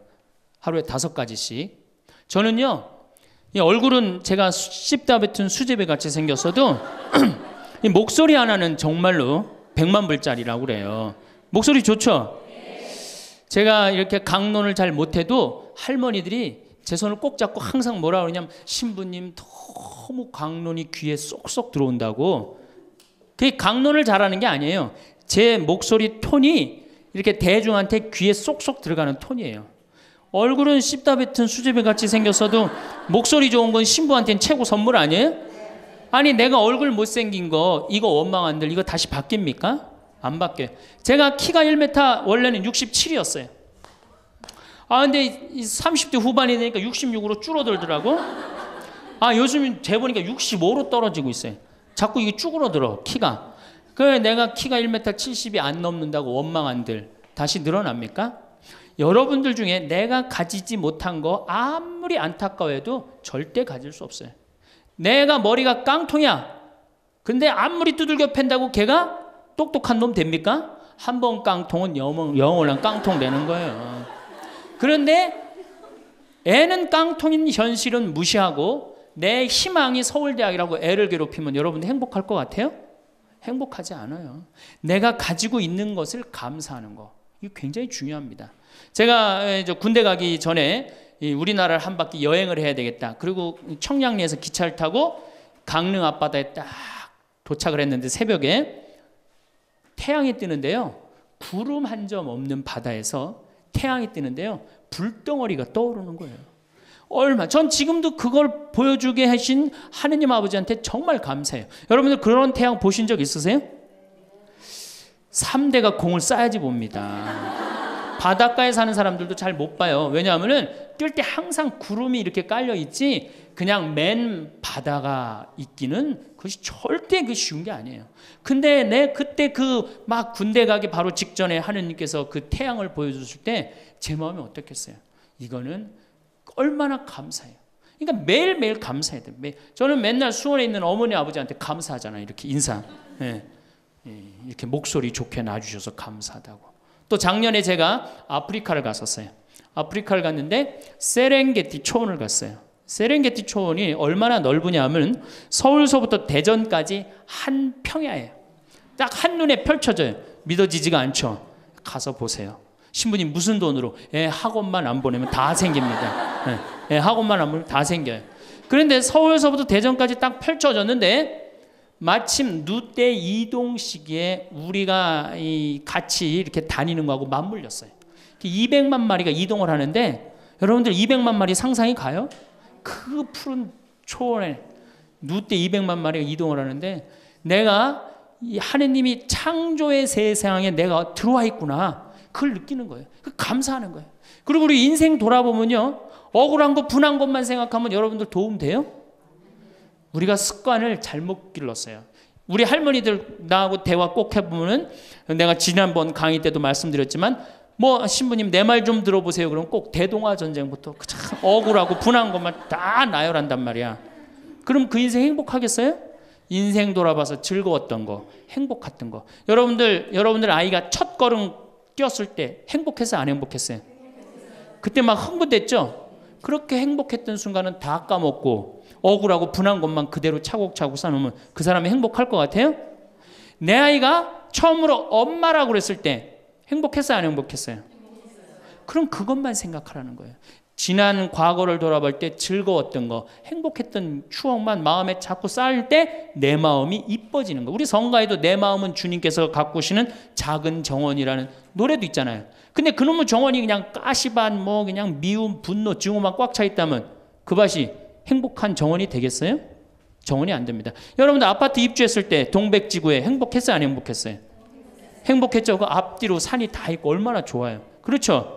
그런 것만 하란 말이에요. 자식이 깡통인 거 막 거기에만 매달려 있고 그러지 말고. 그래서 5가지 감사를 드리라는 거예요. 우리는 감사드릴 이유가 얼마나 많아요. 여러분들 나무는 한번 저 자리에 딱 심어지면은 100년이고 1000년이고 움직일 수 있어요, 없어요? 근데 우리는 움직여갖고 지금 경기도 이 강원도까지 와갖고 여러분들 맑은 공기, 이 꽃 가득한데 여러분들 산책하는 거 보니까 꽃 속에서 꽃이 산책하는 것 같아요. 너무 보기 좋더라고. 얼마나 좋아요. 물고기는 물 속에서만 살 수 있어요. 그렇죠? 근데 우리는 하늘도 날고 땅도 걷고 바다도 들어가고 인간으로 태어난 게 얼마나 풍요로워요. 인간은 굉장히 풍요로운 존재예요. 생명력에 있어서. 그 풍요로움을 내가 마음껏 누리고 느끼고 살아가는 사람이 있는가 하면은 뒷방에 처박혀갖고 원망하고 분노하고 저주하는 사람, 그리고 살아가는 사람이 있어요. 여러분 어느 걸 선택하시겠어요? 먼저 거를 선택하시는 게 굉장히 중요해요. 그래서 항상 감사해라. 3번째, 대화해라. 이게 100년 살 사람들의 숙제 중에 숙제입니다. 대화가. 왜냐하면 이게 30년 공자님 시대엔 평균 연령이 38세였어요. 대화할 시간이 어디 있어요. 애 놓고 애 키우고 그러다 죽기 바쁜데. 근데 지금 애가 다 직장에 다니고 손자 손녀까지 낳는데도 내가 죽어야 안 죽어요?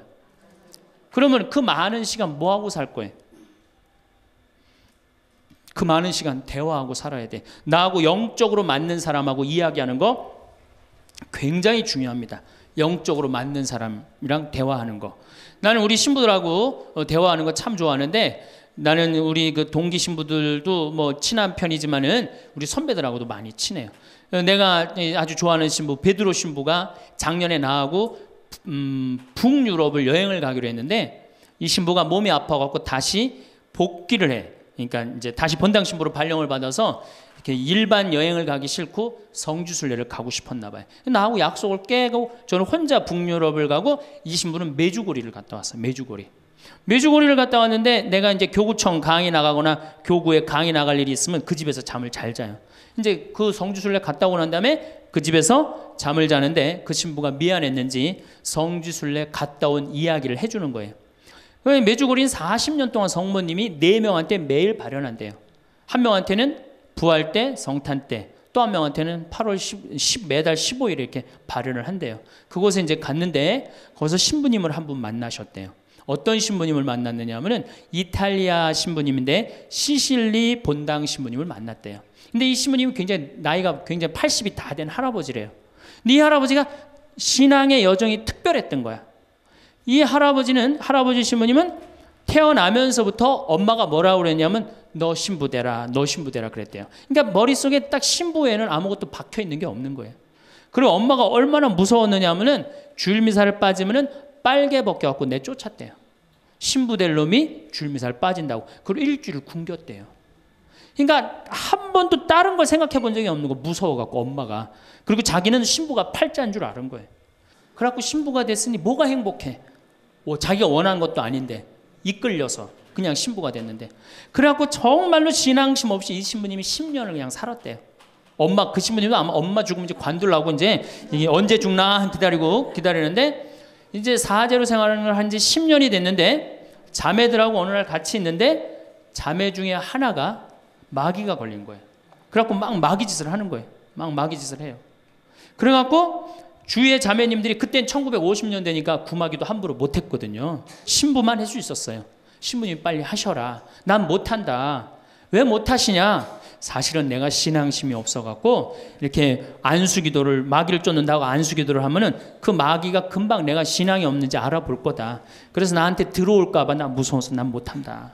그래도 신부님밖에 없는데 어떻게 하시냐? 신부님이 하셔라. 그래서 어쩔 수 없이 구마기도를 했대요. 머리에 손을 얹고 뭐라고 이 신부님이 기도했느냐면, 마귀야 부탁이니 제발 나한테만 들어오지 말아다오, 이렇게 기도를 했대요.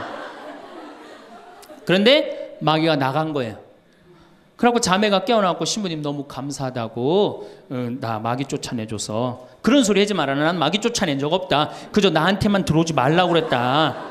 아니라고. 신부님이 머리에 손을 얹었을 때 성령의 힘이 얼마나 셌는지 마귀가 자기를 끌고 나가려고 그랬는데 못 끌고 나갔다는 거예요. 그때 신부님 마음이 조금 뜨거워진 거예요. 나같이 신앙심 없고 나같이 이게 수동적인 인간도 주님께서 도구로 쓰시는구나. 그래서 조금 마음이 열렸어요.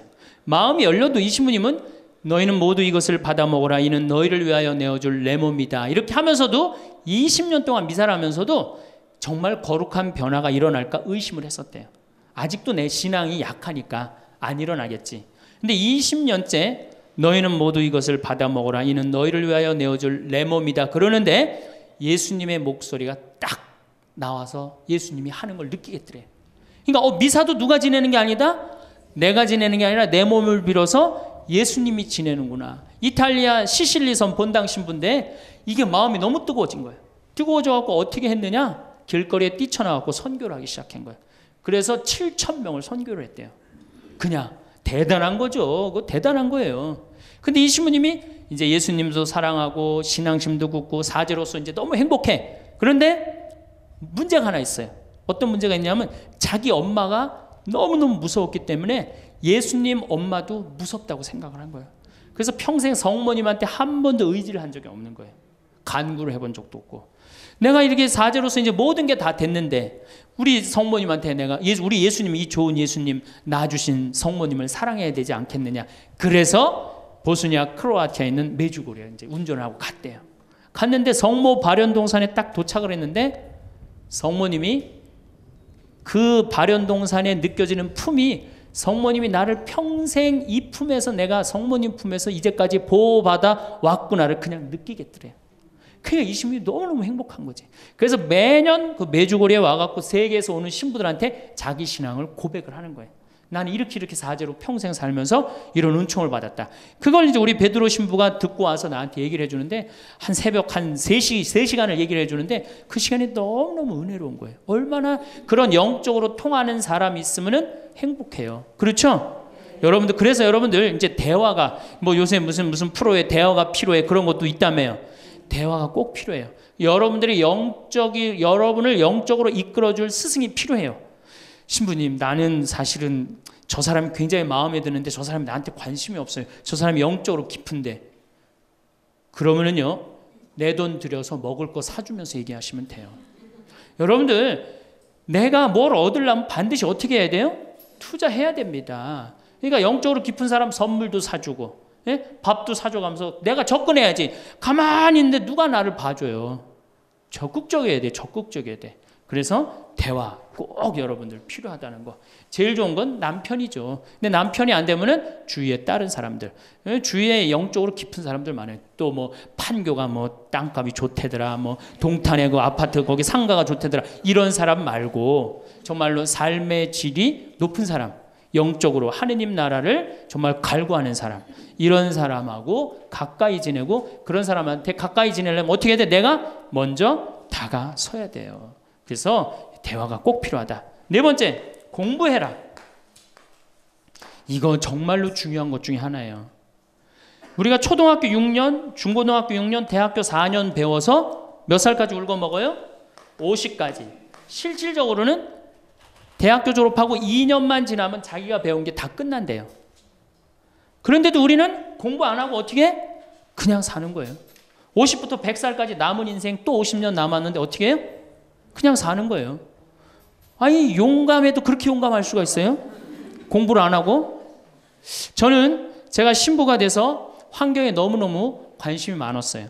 그런데 저는 인문학을 공부했잖아요. 종교 철학, 뭐 신학 이런 걸 배웠는데 환경을 딱 접근하니까 너무 어려워. 무슨 BOD가 어떻고 뭐 COD가 어떻고 PPM이 어떻고 PPT가 어떻고 PPB가 너무너무 어렵더라고요. 그래서 내가 공부를 해야 되겠다. 그래서 아주대학교 산업공학과 환경공학과에 공부를 했어요. 대학원을. 2년을 공부하고 나니까 석사 학위가 나오더라고요. 석사 학위가 나오니까 환경부에서 연락이 왔어요. 신부님 지금 전국적으로 60명 환경 강사를 모집하는데 천주교에 보니까 공학 석사 학위 따신 분이 계시니까 좀 나와주라고. 그럼 해라고. 그래갖고 이제 한강 관리청인가 하여튼 어디에 제가 이름이 등록이 됐어요. 전국으로 다 뿌려졌어요. 그런데 천주교 교우들이 교육을 담당하면 다 날 부르는 거. 환경 교육을 담당하면. 전라도 고구미라면서 저를 불러요. 일반 주부대학에서. 고구미 어디냐 그랬더니 일단 비행기를 타라고 그러더라고. 광주행 비행기를. 광주행 비행기를 탔어요. 여러분 고구미 어딘지 아세요? 여러분들도 모르죠? 광주행 비행기를 탔어요. 비행기를 탔더니 이제 자가용이 날 데리러 나왔어요. 자가용을 타고 나주를 지나고 영암을 지나고 무슨 완도 있는 데까지 갔어요. 이제 다 왔나 보랬더니 전화를 끌더니 배 띄우라고 막 전화를 하더라고요. 배를 띄워갖고 배를 타고 섬으로 건너갖고 거기서 또 차를 타고 30분 정도 들어가니까 전라도 고금도라는 데예요. 우리나라 맨 끄트머리. 얼마나 좋아. 전국에 다니면서 강의해서 좋아. 그분들 천주교 신부 한 번도 본 적이 없잖아요. 신부가 와서 환경 강의하니까 선교해서 좋아. 강서료 받아서 좋아. 또 거기 멸치가 주산지라고 멸치 선물 받아서 좋아. 공부하면요 여러분들 할 일이 너무너무 많고 인생이 너무너무 다이나믹한 인생이 기다려져요. 호스피스를 배워도 되고 무슨 공예를 배워도 되고 자수를 배워도 되고 수지침을 배워도 되고 도자기를 배워도 되고 플룻을 배워도 되고 남은 인생이 50년이란 말이에요. 50년. 여러분들 50년이 짧아요? 앞으로? 그런데 공부 안 하고 그냥 버티고 그냥 살 거예요? 이제 공부하셔야 돼요. 공부를 하셔야만이 여러분들의 인생이 행복해집니다. 5번째, TV 시청을 반으로 줄여라. 이게 이제 문제 중에 문제예요. 제가 전전 시간에도 TV에 대한 얘기를 했지만 현대의 하느님이 누구예요? 저는 십자가에 계신 예수님이 하느님이라고 생각 안 해요. 현대의 하느님은 TV님입니다. 가정방문 다녀보면은 거실 정가운데 누가 모셔져 계셔요? 텔레비전님이 모셔져 계셔요. 텔레비전님이 모셔 계신데 소파는 누굴 향해서 배열되어 있어요? 텔레비전님을 향해서 배열. 말씀하십시오. 당신 종이 듣고 있나이다. 텔레비전님이 시키는 대로 다 합니다. 마가 좋으니 마를 사 먹어라. 그럼 다음날 다 줄 서서 마 사 먹고, 도라지가 좋으니 도라지를 사 먹어라. 그러면 또 다 도라지 사 먹고. 텔레비전이 시키는 대로 하는 거예요. 아침에 일어나고 누구한테 제일 먼저 문안 인사드려요? KBS님 밤새 안녕히 주무셨습니까? 사실 평화방송에 인사하는 경우들은 좀 나아요. 그래도 아침에 아침 미사도 하고 그 새벽에 성모님 강의도 나오고 묵주기도도 나오고 그러잖아. 근데 꼭 KBS님 밤새 주무셨습니까? 더 기가 막힌 건 주무실 때. 텔레비전님 주무시기 전엔 절대 안 자요. 텔레비전님이 주무셔야지 어떻게? 나도 오늘 일과가 끝났구나 이러고 잔단 말이야. 이러니 머릿속에 뭐가 들어있겠어? 아무것도 들어있는 거 없는 거죠. 머릿속에 책을 읽어야 될 거 아니야. 책을. 우리나라 사람들처럼 책 안 읽는 사람 없어요. 10명 중에 4명이 1년에 한 권도 안 읽는데요. 이 중에도 한 권도 안 읽는 사람들 많을 거예요. 심각한 겁니다. 네. 저한테 그래요. 신부님 그렇게 매일 강의하면서 여기 농사 지면서 토담집 지면서 언제 그렇게 농사꾼 신부 유럽에 가다라는 책도 쓰셨고 이번에 환경 에세이 어디로 가야 하는 책도 쓰셨느냐고. 텔레비전만 안 보면 그 시간 충분해요. 여러분들 하루에 3-4시간씩 무슨 일 집중해서 한 6개월 하면은 무슨 일 만들어내지 않겠어요? 얼마나 우리가 텔레비전, 하늘만큼 땅만큼 끝나고 무슨 재미로 사나 했더니 미우나 고우나라네. 미우나 고우나 오늘 끝나면 이제 또 무슨 재미로 또 살아요? 또 다른 거에 엄마가 뿔났다 이거 봐요, 보고 살아요? 여러분들 텔레비전은요, 좀 미안한 얘기지만 구조가 똑같아요. 부잣집 아들, 가난한 집 딸, 아니면 부잣집 딸, 가난한 집 아들, 이룰 수 없는 사랑에 못된 시어머니, 예? 그렇죠? 그게 매년 똑같이 반복되고 똑같은 내용이에요. 그거를 10년 동안 그 앞에서 시간을 보낸다고 생각해 보세요. 아깝지 않아요? 그 시간에 해야 될 일이 얼마나 많은데, 대화도 해야 되고 운동도 해야 되고 감사도 해야 되고 공부도 해야 되는데 이걸 전부 다 어디다 갖다 쏟아부어? 텔레비전에 갖다 쏟아부어요. 그리고 여러분, 텔레비전을 보면 볼수록 어떤 의식이 늘 것 같아요? 패배 의식이 늘어납니다. 텔레비전을 보면 볼수록 마음의 갈등이 일어나요. 제가 유럽의 가정에 초대를 받아서 이렇게 가보면요, 거실에 텔레비전 있는 집 하나도 없어요. 쇼파는 다 어떻게 서로 마주보게 배열되게 돼 있어요. 근데 우리나라는 완전히 텔레비전에 완전히 미쳐 있어요. 그러니까 이 두 개만 치면 여러분들 행복합니다. 자식하고 텔레비전만 치시면은 여러분들은 행복할 수 있어요. 여섯 번째, 신앙생활을 해라. 자, 우리가 현대를 살아가면서 정말로 우리가 인간이 정말 최고로 잘난 것 같고 요즘 과학기술을 보면 정말 못하는 게 없는 것 같잖아요. 근데 왜 석유값이 뛰고 왜 굶어 죽는 나라가 37개국이 생기고 그래요? 이건 하느님을 잃어버렸기 때문이에요. 하느님의 진리에 따라 인간이 살지 않으면 인간은 원하지 않는 방향으로 갑니다. 하느님께서 원하지 않는 방향뿐만 아니고 인간 본성이 원하지 않는 방향으로 가요. 우리가 저는 여기서 살면서 이 산을 보면서 강을 보면서 항상 하느님한테 감사해요. 저 하느님 너무너무 감사합니다. 이렇게 맑은 공기 주셔서 감사합니다. 이 아름다운 세상 주셔서 감사합니다. 감사하다 보면 우리가 조금 뭐라 그럴까요? 겸손해져요. 근데 이게 다 자기 것인 줄 알고 막 파괴하기 시작하면요, 자연이 파괴되면 결국 누가 파괴돼요? 인간이 파괴되는 거예요. 그러니까 우리가 하느님께 가까이 가면은 자연도 일치가 되는데 하느님으로부터 멀어지면 멀어질수록 자연도 파괴되는 거예요. 그래서 여러분들 신앙생활 하십시오. 아까 제가 천주교 조금 욕을 했는데 그래도 천주교 괜찮아요. 아주 제가 보기에는 무슨 우리 교우들 어두운 데로 안 끌고 가요. 더욱이 내 동창 중에 또 옛날에 죽산성당 아시죠? 죽산 성지 있는 데 있죠? 거기 내 동창 신부가 그 본당 신부로 있었는데 그 신부 너무 재미난 얘기를 해줬어요. 아니 옆에 30년 동안 개신교 다니던 할머니가 어느 날 개종을 했대요. 성당으로. 똑같이 열심히 나오더래요. 교회 나가는 것만큼 훨씬. 근데 이 할머니가 다리가 부러진 거예요. 그래갖고 택시 타고 또 계속 나오는 거예요. 그래서 본당 신부가 그랬대요. 할머니 이렇게 맨날 택시 타고 나오고 그러니까 그러지 말고 내가 봉송 잘 테니까 이 아픈 동안 나오지 말아라. 돈 들여서. 그랬더니 이 할머니가 하시는 말씀이 신부님 괜찮아요. 그래도 이 성당 다녀보니까 저 교회 다닐 때보다 여기 성당 다니는 게 훨씬 싸게 먹히니까 걱정하지 말라고. 여러분들 그래도 이 천주교 제일 싸게 먹혀요. 싸게 먹히지, 괴롭히지 않지, 딴 길로 안 끌고 가지. 정말 하느님께 우리가 의지하고 산다는 거, 이거 굉장히 나를 위해서 좋은 거예요.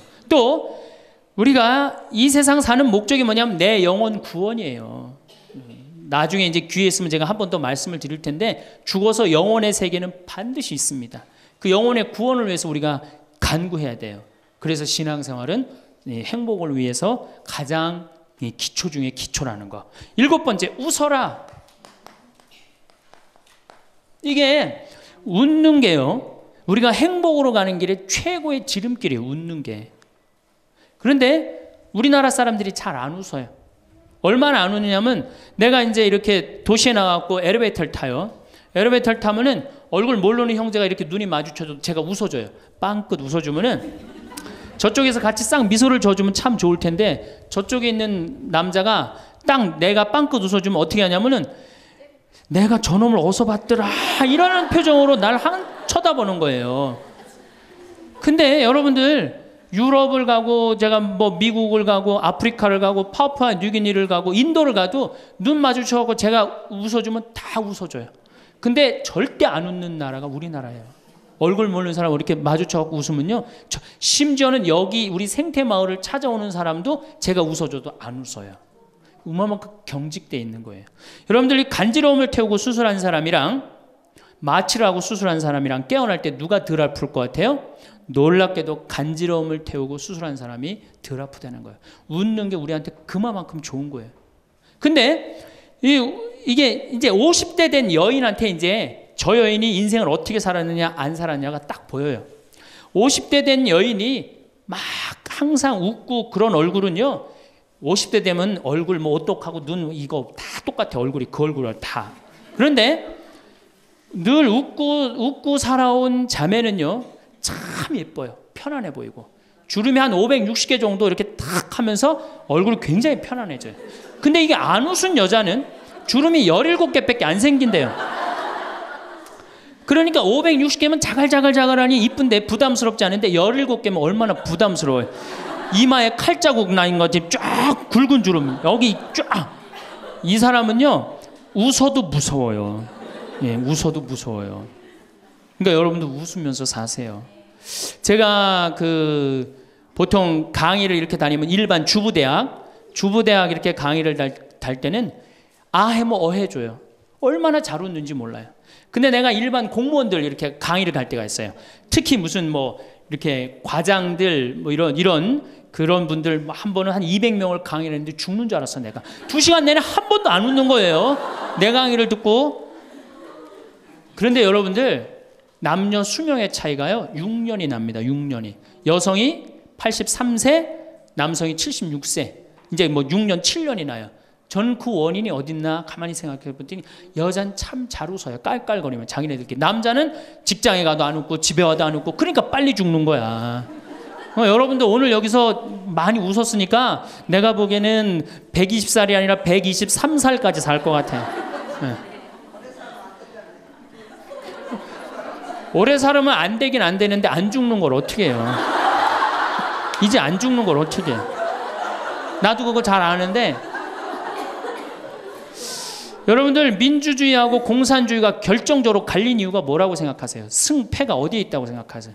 저는요 공산주의를 이렇게 보면요 웃음이 없어요. 그렇죠? 가만히 생각하면 공산주의 생각하면 소련, 동독 뭐 이런 거 생각하면 웃음이 있어요 없어요? 없죠? 그런데 민주주의 생각하면 유머가 있고 웃음이 있고 영화를 봐도 즐거운 영화만 있잖아요. 공산주의는 막 딱딱하고 결국은 그래서 망한 거예요. 인간은요 웃느냐 웃지 않느냐에 따라서 행복이 결정됩니다. 여러분들이 늘 웃고 산다 그럼 여러분들은 행복의 길로 가는 거예요. 여러분들도 인상 쓰고 산다 그럼 여러분 불행의 길로 가는 거예요. 그러니까 웃어야 돼. 또 웃는 사람한테 매력을 느낀다는 거예요. 웃는 사람한테. 잘 웃는 사람한테 매력이 느끼면 인간관계도 좋아지는 거 아니에요? 아 내가 재미난 얘기를 했는데 인상 빡 끝날 때까지 남들 다 웃는데 한 사람만 끝까지 안 웃어. 그러면 여러분들 끝까지 안 웃는 사람한테 여러분들 무슨 생각할 것 같아? 저 사람이 다음에 있으면 다시 재밌는 얘기 저 사람 앞에서 안 한다. 그러니까 그 사람하고는 어떻게 된 거? 담이 자꾸 생기는 거예요. 담이 자꾸. 그러니까 어떻게 해야 돼요 여러분들? 웃으세요. 그리고 유머를 많이 배워두는 것도 좋아요. 오늘 저한테 강의 들은 거 이거 잘 외웠다가 가서 얘기해주고 또 제 테이프에 나오는 거 잘 들었다가 얘기해주면은 아유 어서 그렇게 재미난 얘기를 해서 또 얘기 좀 해줘봐. 그러면서 사람이 사는 거예요. 사람은요 수다를 떨면서 살아야 돼. 수다. 제가 한번 본당 신부 때 여러분들처럼 이렇게 젊고 예쁜 본당에 내가 본당 신부를 했었어요. 막 자매들이 막 수다를 떠는 내가 지나가는데 막 당황해하면서 어쩔 줄 몰라 하더라고요. 분명히 내 욕을 한 거야 보니까. 네. 그래서 제가 뭐라고 그랬어요? 그 자매들한테 괜찮아. 이게 성당 다니면서 본당 신부 욕하는 재미가 최고 재밌는 거야. 네. 아니 뭐 성당 다니면서 그런 욕도 하는 무슨 재미로 살아. 걱정하지 말고 해든 수다 계속 떨으라고. 우리 신부들은 주변님 욕하면서 사는 거예요. 그러니까 사람이 수다를 떨면서 살아야지 행복하지 참고 산다고 다 좋은 건 아닙니다. 절대. 그러니까 참고 살지 마세요. 제발 이거 우리 성당에 뭐 원수를 사랑해라, 왼뺨을 대면 다른 뺨을 돌려대라, 이거 아주 미치는 교리 중에 하나예요. 여러분들 다 사랑할 수 있어요? 여러분들 주위에 있는 사람 다 사랑할 수 있어요? 다 사랑하는 사람 딱 두 종류예요. 미치든가 예수님처럼 빨리 죽든가, 둘 중에 하나예요. 우리는 다 사랑할 수 없어요. 그러니까 다 사랑하려고 그러다가 미치지 말고 내가 좋은 사람, 내 마음에 드는 사람에 더 많은 시간을 뺏기고, 아니 뾰족한 놈이 있단 말이야. 별난 놈이 있고, 예? 그렇죠? 근데 내가 이 사람한테 가면 자꾸 찔려. 그런데 성당에 갔는데 서로 사랑하시오 그래갖고 다음에 또 갔는데 여기 또 찔려. 그래갖고 또 너무 미운데 성당에 가니까 또 내 탓이오 3번 하고 난 다음에 사랑해 제가 가서 또 찔려. 갈 때마다 찔려. 그래갖고 내 마음이 상처투성이야. 근데 아들이 학교 갔다, 엄마 나 학교 다녀왔어. 그래 집에 엄마 왜 그래? 말 시키지 마, 나 승질나. 여러분들 차라리 그렇게 찔리는 게 나아요. 그 사람을 안 보고 기쁜 마음으로 있다가 아들을 기쁘게 맞이하는 게 나아요. 이 사람 안 만나도 여러분들 인생 안 망가져요. 이 사람 안 만나도 억지로 가서 그 찔리지 마시고, 안 만나면 시간이 지나면 이 사람 이뻐져요. 근데 막 가서 막 들이대고 막 이게 삐죽한 놈한테 가갖고 계속 나는 구역장이니까 끝까지 사랑해야지 그러고 가다가 미치든지 죽든지 둘 중에 하나를 합니다.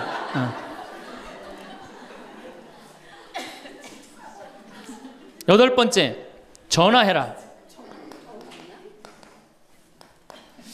자, 여러분들 제가 저는 수원교구 신부예요. 수원교구 신부인데 저는 뭐 다행히 우리 원주교구 주교님이 허락을 하셔서 여기 평창에 들어와서 살고 있습니다. 근데 사실은 신부는 본당 신부가 최고예요. 뭐라고 그래도 교우들하고 함께, 아이들하고 함께, 할머니 할아버지들하고 함께 살 때 신부는 행복한 거예요. 저는 여러분들 이제 오늘 가시면은 여기 정막 강산이에요. 여기 해 떨어지면요 내 다리도 안 보여요. 내 다리도 해 떨어지면 내 다리도 안 보여. 여기 아까 잠깐 앉아서 신부님 너무 경치가 좋다고 그러는데 딱 하루 좋은 거예요. 하루 좋은 거지. 이걸 일주일, 2주일 여기 해 떨어져 갖고 뭐 산책 나가면 내 다리도 안 보이는데 어딜 산책을 나가요. 굉장히 외롭습니다. 여기 앞에도 전원 5세대가 돌았는데 3세대가 우울증으로 나갔어요. 그럼 나도 여기서 교우들 뭐 몇천 명 속에서 살다가 평창에 들어와서 살면은 우울증 걸릴 수 있잖아요. 내 동창이 20명이거든요. 동창이 20명이나 되는데 왜 나한테 전화하는 놈 한 놈도 없지? 걔네들이 날 잊은 건 아닐까? 나는 왜 교구 밖으로 와서 이 고생을 하고 살까? 난 우울하다. 그럼 알아주는 놈 누가 있어요? 아무도 없어요. 어떻게 하면 돼? 내가 먼저 전화하면 되잖아. 아주 너무 쉬운 거 아니에요. 내가 전화해갖고 너 성당은 잘 짓고 있느냐? 너 요즘 큰 성당에 갔는데 어떻게 잘 지내냐? 내일은 내 동창이 또 우리 집에 와서 있겠대. 몸이 안 좋아갖고. 그러니까 그 전화를 하니까 동창들이 와서 안식년도 여기 와서 지내고, 아프면 여기 와서 지내고, 허리 수술에도 와서 지내고, 그러니까 외롭지 않은 거예요. 사랑도 먼저 하는 게 중요한 거지 나한테 누가 해주지 않을까? 죽을 때까지 안 찾아옵니다. 남녀의 사랑 문제가 아니라 인간이 살아가면서 그런 거예요. 그러니까 내가 먼저 전화하라는 거예요. 굉장히 중요한 거. 내 동창 중에 지금 복음화국장, 우리 수원교구 복음화국장 내 동창인데 얘가 로마로 유학을 갔어요. 있기 전에도 뭐 친하게 지냈지만 유학을 갔는데 이놈이 한 달에 3번 어김없이 전화하는 거예요. 생태마을 농사는 잘 되냐? 잘 돼. 그럼 또 다음에 전화해갖고 생태마을에 피정은 많이 들어오냐? 많이 들어와. 또 다음에 전화해갖고 너 몸은 안 아프냐? 안 아파. 다음 달에 또 전화해. 생태마을 피정은 많이 들어오냐? 생태마을에 농사는 잘 되냐? 6년 동안 변함없이 전화하는 거야. 내가 전화 한 번 우리 성당 여기 사무실로 전화해갖고 우리 사무장한테 우리 저기 황 신부님 뭐하고 지내느냐고 그 정도로. 그러니 싫어할래야 싫어할 수가 있어요? 얼마나 나를 그렇게 전화해주는 고마워. 그 흠이 있다면 꼭 수신자 부담으로 하는 것 빼고는 너무너무 좋아요. 여러분들도 전화번호를 적어놓고 그렇게 하십시오. 9번째, 시간이 없으니까. 자, 자기 자신을 사랑해라. 자기 자신을 사랑하지 않는 사람은 어느 누구도 사랑할 수 없어요. 자기 자신을 사랑하지 않는 사람은. 근데 이게 50대 된 아줌마들을 보면 다 쌈순이야. 쌈순이. 자식 보면 자식 보고 싸워요. 내가 너한테 해준 게 얼만데 서울대학도 못 가고 저 지방대학 가고 자취비 무슨 뭐 등록비 이런 거 내 속을 새기냐 그러고 아들 보면 싸워요. 누워갖고 그냥 빈둥빈둥 거리면 이 왼수 같은 놈만 나가 돼지라 그러고 남편 보면은 남편 보고 싸워요. 당신 나한테 시집 와갖고 나한테 해준 게 뭐 있냐 그러고 내가 눈이 뼈지 시집 오기 전에 내가 그때 눈이 뼈지 저 인간을 믿고 내가 시집을 왔다 그러고 남편 보고 싸워요. 시어머니 보면 시어머니 보고도 싸워. 왜 죽지도 않고 그렇게 날 이렇게 괴롭히냐고. 왜 쌈순이가 될까요? 우리나라 40, 50대 주부들이 자기가 행복하지 않기 때문이에요. 다 해주면은 이게 자기 도리라고 큰 착각을 합니다. 그런데 시간이 가면 갈수록 상실감을 느껴요. 이젠 본인이 행복하려고 노력하세요. 여기 암 걸린 분들, 마지막에 이제 더 이상 살 수 없는 분들이 나한테 와갖고 면담을 해요. 특별히 자매님들이 나한테 면담을 할 때 울며 불며 통곡하는 얘기가 뭔지 아세요? 왜 다른 사람들한테는 그렇게 최선을 다했는데 왜 나한테 한 번도 맛있는 거 안 먹이고 나한테 좋은 거 한 번도 구경 안 시켜주고 왜 한 번도 나한테 못 해줬느냐고. 그런데 이제 죽으니 너무너무 나 자신이 불쌍하고 나 자신이 너무너무 억울하다는 거예요. 여러분들이 이제 자신을 위해서 쓰세요. 시부님 돈이 어디 있어요? 학원만 안 보내면 돼요. 또 대학 다니는 자식 있으면 어떻게 당장 오늘 집에 가고 휴학시켜요. 니네가 벌으라고. 우리나라처럼 이렇게 자식한테 끝까지 대주는 나라는 아무 나라도 없어요. 미국은 졸업하고 30년 동안 대학 학비를 갚습니다. 다 자기가 갚아요. 우리나라처럼 결혼할 때까지 다 대주는 나라는 아무도 없어요. 그런데도 부모 자식 지간이 가장 안 찾아가는 나라가 우리나라가 1등이에요. 사랑이 제대로 안 된 거죠. 제대로 된 사랑을 안 하는 거죠. 나도 본당 신부로 이렇게 있으면서 냉면을 먹고 싶어. 그럼 총회장이 사줄래나 부회장이 사줄래나 성모회장이 사줄래나 안 기다립니다. 냉면 먹고 싶으면 어떻게? 내가 가서 사 먹어요. 내가 냉면 먹고 싶은지 누가 알아? 내가 가서 사 먹으면 되지. 그러니까 아무도 못 얻어먹어서. 그럼 이제 가을 지나가는데 가을 때 강론 때 내가 교우들이 3,000 여기 3,500명이라며 교우가 3,500명 냉면 하나도 못 사 먹었 얻어먹었다. 그럼 교우들이 무슨 생각할 것 같아? 우리 신부님 챙겨주는 사람 하나도 없고 빨리 장가 보내드려야 되겠다. 이런 생각한단 말이에요. 그래서 나는 내가 사 먹어요. 내가 사 먹는 동시에 혼자 사 먹으면 청승 맞잖아요. 회장님들 데려가서 내가 사줘요. 내 돈으로. 신부님 무슨 돈이 있어서? 나 강사료 많으니까 다 사줘요. 근데 우리 천주교 교우들은요 먹고 떨어지는 법이 없어요. 언제 효과가 나타나? 내 영명 죽일 때 다 돌아와요. 그러니까 어떻게? 나도 행복하고 교우들도 행복하고 얼마나 좋아. 자기 자신을 사랑하십시오. 자기 자신을 귀하게 여겨야만이 그런 나를 보고 다른 사람이 행복한 거예요. 엄마가 맨날 인상 쓰고 있으면 자식이 행복하겠어요? 남편이 행복하겠어요? 시어머니가 행복하겠어요? 늘 밝은 모습으로 이렇게 행복하게. 그러니까 여러분들 자신을 사랑하세요. 10번째, 시간이 없으니까 맨 마지막으로는 이웃에게 친절해라. 이게 이제 문제 중에 문제예요. 우리 천주교 교우들이 무겁게 신앙생활 합니다. 십자가의 길도 하고 양심 성찰도 하고 때로는 묵상도 하고 심하게는 관상기도까지 막 어디 다니면서 해요. 근데 실질적으로 그렇게 무겁게 신앙생활하는 만큼 이웃한테 넉넉하냐? 넉넉하지 않아요. 1,000원 갖고 얼마나 치사하게 구는 줄 아세요? 여러분들 1,000원 가지고 정말 1,000원 때문에 막 갈등하고 괴로워하고 힘들어하고 얼마나 그런 줄 아세요? 여러분들 전철을 탔어요. 마음 편안하게 딱 앉아있는데 갑자기 누가 바구니를 들더니 맹인이 어두운 밤에 캄캄하 이러면 이때부터 갈등하기 시작하는 거야. 이 1,000원을 줄까 말까 이때부터 괴로워하고 얼굴이 빨개졌다 하여졌다. 누가 주래 옆에서? 누가 그런 적도 없는데 내가 100만 원 갖고 괴로워하면 또 이해를 해요. 이건 1,000원 가지고 딸랑 1,000원 가지고 줄까 말까. 그리고 뒷꼭지를 보고 뭐라 그래? 그래도 1,000원을 줄걸. 하느님이 이런 나를 보고 하늘에서 무슨 생각할 것 같아요?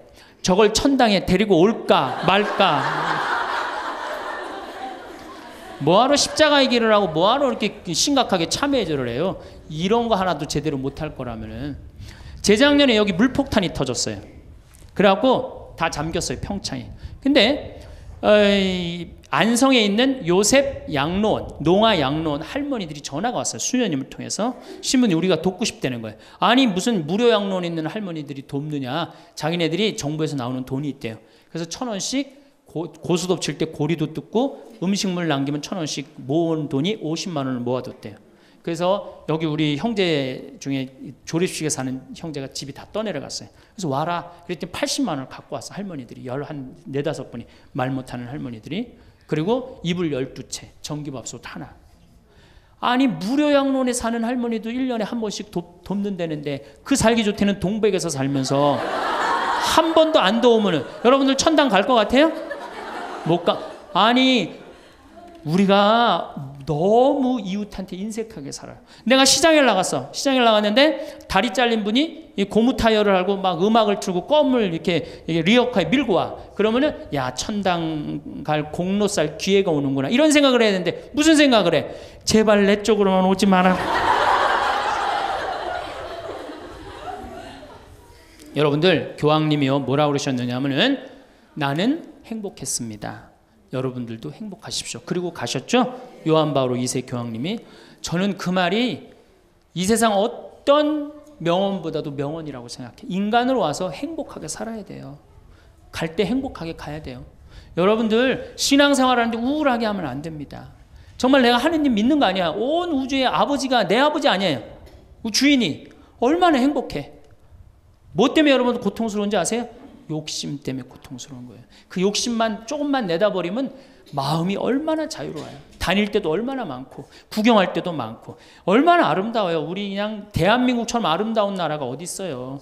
세계에서 제일 아름다운 나라가 대한민국이에요. 다녀볼 때 너무 많아. 결론으로 자 여러분들 지금 오늘 이제 집에 가면은 당장에 경복궁 먼저 가세요. 경복궁의 비원을 한번 가보세요. 그 조경이 얼마나 멋있어. 뭐 남편 손을 잡든 자식 손을 잡든 친구 손을 잡든 가갖고 도시락 해갖고 거기서 딱 까먹으면 바로 왕비만 바로 되는 거 아니에요? 옛날엔 거기 누가 들어갔어요? 지금은 들어갈 수 있어요 없어요? 있잖아요. 5천 원, 만 원만 내면 5천 원만 되면 왕비가 될 수 있는데 그 행복한 길을 우리가 땅바닥 우울하게 쳐다보느냐고 못 찾아가고 있는 거예요. 그래서 전 여러분들이 행복했으면 좋겠어요. 여러분들이 행복해야지 대한민국이 행복합니다. 예, 감사합니다. 오늘도 황창현 신부님의 행복 특강 잘 들으셨나요? 이어서 나이 들수록 들으면 도움이 되는 지혜의 말씀을 들려드리겠습니다. 친한 사이일수록 기본적인 예의와 존중만 지켜도 사이가 나빠지지 않는다. 근데 왜 그렇게 못할까? 친하다고 해서 함부로 대하고 함부로 말하기 때문이다. 이 7가지 부류를 명심하고 주변에 이런 기색을 보이는 사람이 있다면 극히 경계하라. 내 좋은 기운을 다 빨아먹고 좋은 운 다 뺏길 수도 있다. 첫 번째, 이간질하는 사람과는 연을 끊어라. 이간질하는 사람들은 대체로 질투심과 지배욕이 많다. 주변 사람을 자기가 원하는 대로 입맛대로 조종하고 싶어 한다. 더 심각한 건 이간질하는 사람이야 무시해버리면 된다 쳐도 거기에 동조하는 사람들은 결코 무시할 수가 없다는 사실이다. 이간질하는 사람은 필히 그런 악영향을 퍼뜨린다. 흰 도화지에 검은 물감이 번지듯 이간질이 널리 퍼져나가는 것이다. 이간질하는 사람의 가장 큰 특징은 남 험담과 뒷담화를 손쉽게 잘한다는 것이다. 근데 여기서 제일 큰 문제가 뭔지 아는가? 나에게 뒷담화를 많이 하는 사람은 이미 다른 사람에게 내 흉도 보고 있을 가능성이 매우 높다는 것이다. 앞에서 못하는 말은 뒤에서도 하면 안 되는데 이간질하는 사람들은 없는 얘기까지 지어내서 이간질시키고 자기 편으로 만들어버린다. 반드시 조심하고 또 조심하여라. 두 번째, 음흉한 사람을 조심해라. 세상엔 공짜가 없다. 과한 친절이나 대가 없는 호의도 사실은 공짜가 아니다. 대가가 없는 것처럼 보이지만 다 대가가 있는 것이다. 음흉한 사람들은 대가 없이 도움을 주고 나중에 무리한 부탁을 한다. 사람에게는 기본적으로 남을 도우려는 마음이 있다. 도움을 받으면 보통의 사람이라면 마음의 빚을 지기 마련이다. 음흉한 사람들은 이 점을 이용한다. 마치 선의인 척 선뜻 도움을 주고 나중에는 크고 작은 부탁을 아무렇지 않게 하면서 사람들을 이용하는 게 바로 음흉한 자이다. 음흉한 사람들의 특징은 겉보기에는 착해 보이지만 실은 다른 사람들을 이용하고 있다는 사실이다. 교활하고 음흉한 사람들은 자기 이익만을 계산하고 이득이 되는지 해가 되는지만 계산하는 부류다. 음흉한 사람에게 잘못 걸려들면 된통당할 수 있으니 가까이 하지 말고 반드시 빨리 인연을 끊는 것이 좋다. 세 번째, 남의 단점을 말하기 좋아하는 사람과는 당장 연을 끊어내라. 사람에게는 누구나 단점이 있다. 허나 이러한 단점만 굳이 크게 부각해서 말하기를 일삼는 자들이 있다. 상대의 단점을 함부로 말하는 사람과는 인연을 끊어라. 이들은 자신의 결점을 가리고 장점을 돋보이기 위해 상대방의 부족함과 나약한 부분만을 과장하여 공격하고 비판하고 무시하는 것이 일상이다. 이런 사람들은 타인을 먼저 비난하고 상대방을 제압해 그들을 바보로 만드는 것과도 같다. 특히 그들이 남을 험담하는 목적은 단지 어떤 사람과 틀어져서 그런 것만이 아니다. 단지 편을 가르고 자신의 사회적 지위를 높이기 위해 타인을 헐뜯는 경우가 많다. 네 번째, 남을 만만하게 대하는 사람과는 인연을 끊어라. 남에게 무례하게 대하며 만만하게 대하는 인간 부류가 있다. 이런 이와는 상종도 하지 말고 엮이지도 말아라. 그들과 어쩔 수 없이 같이 지내야 한다면 이 세 가지를 명심하라. 첫 번째, 무례한 사람일수록 솔직하게 받아쳐줘야 한다. 두 번째, 겁먹지 말고 상대에게 불쾌한 감정을 반드시 표현해라. 세 번째, 모두에게 좋은 사람이 되려고 할 필요가 없다는 것을 기억해야 한다. 내 마음에 드는 사람과 나를 마음에 들어하는 사람에게만 잘 대해주면 되는 것이다. 그 밖에 다른 사람에게는 모두 기계적으로 대하는 것도 인간관계를 잘하기 위한 하나의 방법이다. 다섯 번째, 남의 말은 안 듣고 자기 말만 떠들어대는 사람을 조심해라. 틀린 것도 맞다고 박박 우겨대고 자기 말만 하는 사람들이 많다. 이런 사람과는 대화가 통하기 어렵다. 논리로 이기거나 설득할 수 있다고 생각하지도 마라. 자기 얘기만 하는 사람들이 말을 걸어와도 그 사람 말에 끌려 들어가지 마라. 이런 부류와 대화를 하게 되면 빨리 다른 얘기로 바꾸거나 바쁜 일이 있다고 피하는 것이 상책이다. 관계에 있어서 가장 중요한 건 적당한 거리두기다. 인간관계는 혼자서는 해결할 수 없는 만큼 상대방에게 관심을 끄고 내 할 일을 하는 것이 행복의 지름길이다. 나의 관계, 나의 행복, 나의 능력에 몰입해야 한다. 타인과 대화할 때는 상대방의 의견을 먼저 듣고 경청한 뒤 그 말의 흐름에 어긋나지 않게 대답하며 상대방에게 공감해 주어야 한다. 근데 몇몇 사람들은 타인과 대화하면서 타인의 생각이나 의견을 듣는 와중에도 자신의 주장이 옳다고 하고 자신을 먼저 내세우려 한다. 남의 말을 들을 줄 모르는 사람과는 관계를 이어나갈 필요가 없다. 오랜 친구 중에는 작은 일이든 큰 일이든 사사건건 자기 말이 항상 맞다는 식으로 말하는 사람도 있다. 사소한 것에 대해 이야기를 해도 모든 것은 자기 말이 맞다고 우기는 부류다. 이런 이들은 상대방과 대화를 할 때 가르치려 들고 연설하듯 하며 자기 말만 하려고 한다. 이런 식의 대화로 늘 상처 주는 친구가 있다면 반드시 인연을 끊고 멀리해라. 여섯 번째, 잘해줘도 고마워하지 않는 사람과는 연을 끊어라.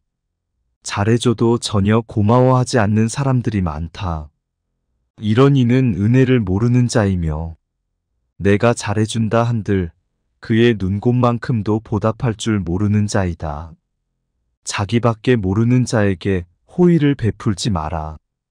너만 상처받고 힘들어지기 마련이다. 또 잘못을 저질러 놓고서는 절대로 미안하다고 말하지 않는 사람도 있다. 전부 배려라곤 찾아볼 수도 없는 사람들이다. 타인의 입장도 전혀 고려하지 못한다. 특히 잘못했는데도 사과 한마디 할 줄 모르는 사람들은 스스로를 이미 속이고 있는 것이다.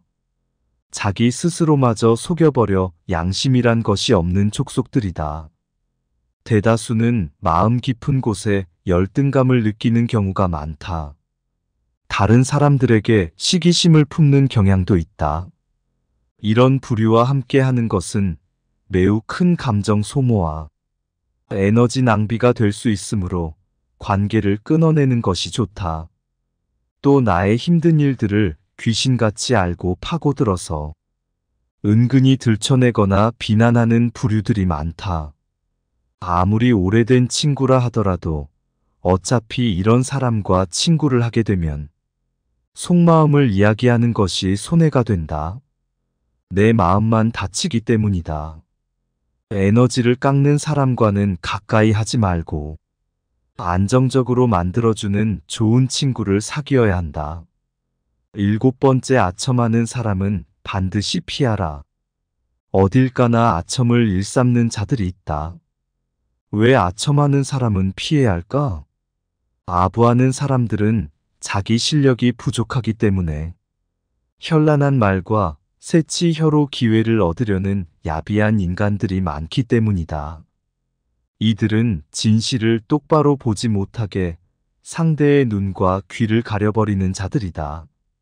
아첨에 취한 상대방은 아첨꾼의 속셈을 모르고 자신의 실력 때문에 찬사를 받았다고 믿는다. 이렇게 된다면 상대방은 자기의 능력이 아닌 아첨에 의해 잘못된 자만심에 빠져버릴 수 있다. 이러한 아첨꾼들만이 득세하는 조직은 반드시 패망하고 썩어 들어간다. 이런 조직에 몸담고 있다면 하루빨리 벗어나와야 한다. 인간관계에서 지나친 칭찬과 비판은 삼가해야 하는 법이다. 사람의 마음은 누르면 비굴해지고 세우면 우쭐해지기 마련이다. 상대의 비위를 맞추려고 마음에도 없는 아부를 하는 자들은 반드시 기억해두고 경계해야 한다. 아부하는 사람이라 해서 모두가 나쁜 것은 아니다. 개 중에는 진심 어린 칭찬의 말을 해주는 사람도 있기 때문이다. 허나 아부하는 자들 가운데는 상대한테 이빠른 말을 해주고 그 대가로 뭔가를 얻어내고자 하는 사람들이 더 많다. 아부하는 사람들은 듣기 좋은 말만 골라 하면서 내 인생을 꼬이게 만들어 버릴 수 있다. 그러므로 우리는 진실을 바탕으로 객관적으로 판단해야 한다. 또한 우리는 상대방의 아첨에 속아 넘어가지 않기 위해 상대방의 능력과 진심 어린 칭찬의 말을 구분할 수 있도록 노력해야 한다.